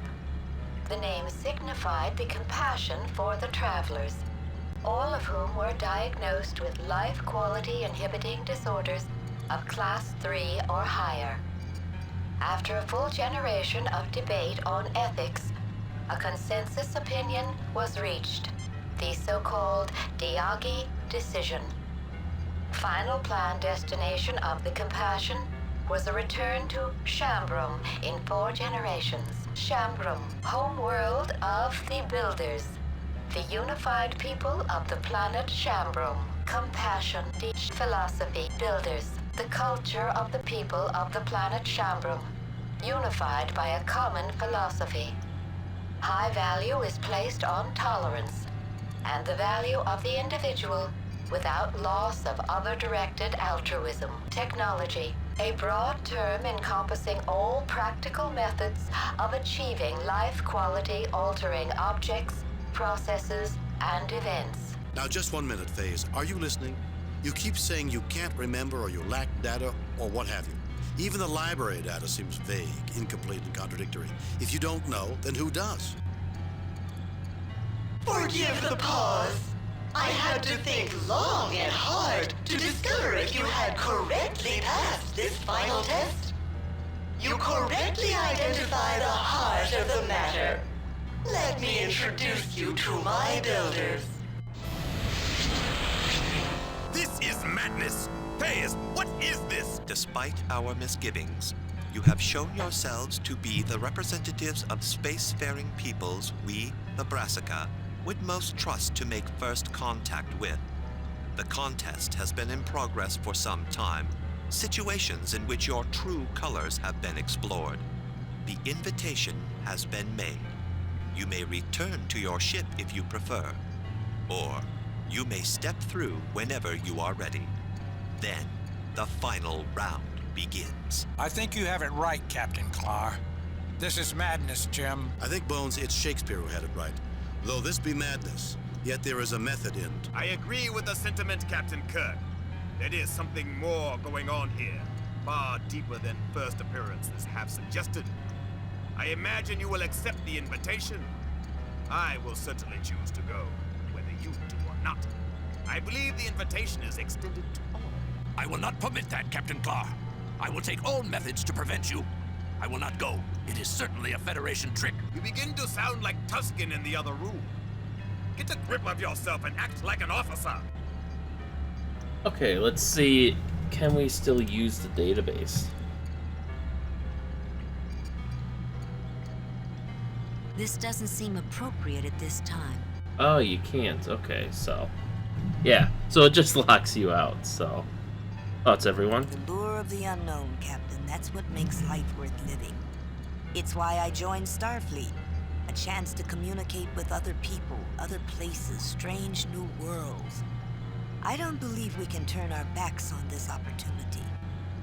I'm a little dubious, Jim, but that's what we're out here for in the first place. I say let's go for it. I even think this may be an interesting experiment in diplomacy to have the Klingon present on such an expedition. Although I must say, I'm not exactly overjoyed to spend any more time with the Captain Sour Mug aide there. You're one to talk, you quack. Maybe you'll hit me with your hypo and throw me out of the airlock, eh? That's what I'd expect of your sort. I have a strange feeling about this room. We might find a lot of answers here. Is the ship still set? That's all for now, Phase. I assume we can talk to you if we have more questions. I will do my best, Captain. Okay, so that line of dialogue again. Captain, this is a unique opportunity. I believe we must take this opportunity. I also believe that Captain Clark's presence will prove an asset. I am less than sanguine about Clark's aide accompanying us, however. Same to you, Vulcan. What are you going to do about it? Pinch me in the neck? Don't tempt me. I am determined to go explore. There may be dangers, but I accepted that challenge the first day I decided to make my life in space. I fear I have my doubts about my aide, however. I rather don't think he's a fit companion for this expedition. I have no intention of letting my captain leave in your company through that hellish door. There's nothing you can say to change my mind, either. Alright, Mr. Spock, tricorder readings. Captain, I'm getting a thoroughly anomalous reading. This passage definitely defies the physical laws of space and time. Are you suggesting it might be some kind of space? The doors on this ship have... They certainly... Captain. I was thinking the same thing myself, Lieutenant. And I also, Captain Kirk. That's the same dialogue as before, really? Maybe if we click in a different spot. Captain, Are you... I was thinking... And I... Huh, yeah. So, like I said, this seems to have been real rush This at the appears end. to be a shimmering portal to someplace else. Okay, yeah, This room appears... McCoy, any life form readings? I'm just a simple... Well, I suppose here you can choose to contact the ship or... and return to it or go through. Obviously, we're going to go through, but...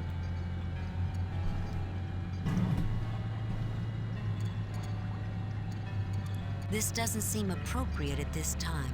Alright, so we've read all the database entries now. And, turns out using communicator doesn't give you an option to return to your ship, so they lock you in. Kind of surprised because they've kept framing it like you had a choice, but it's really no choice at all, so with that... Captain Clark, I will not let you depart. These human scum have tricked you. If I have to beat up all of you, I will. You, Vulcan, you understand orders. Help me knock out my mad captain, and I will take him away and out of your hair.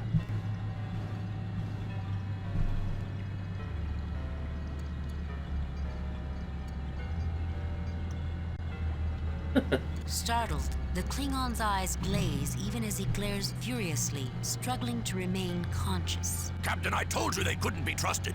I'll send you back aboard, Raul. But unless the humans betray me, I have to pass through that portal to explore what lies beyond. That's interesting. That was a Federation transporter beam. But now let's, Mr. Scott, they've disappeared off the sensors. What do you mean, laddie? They've just vanished.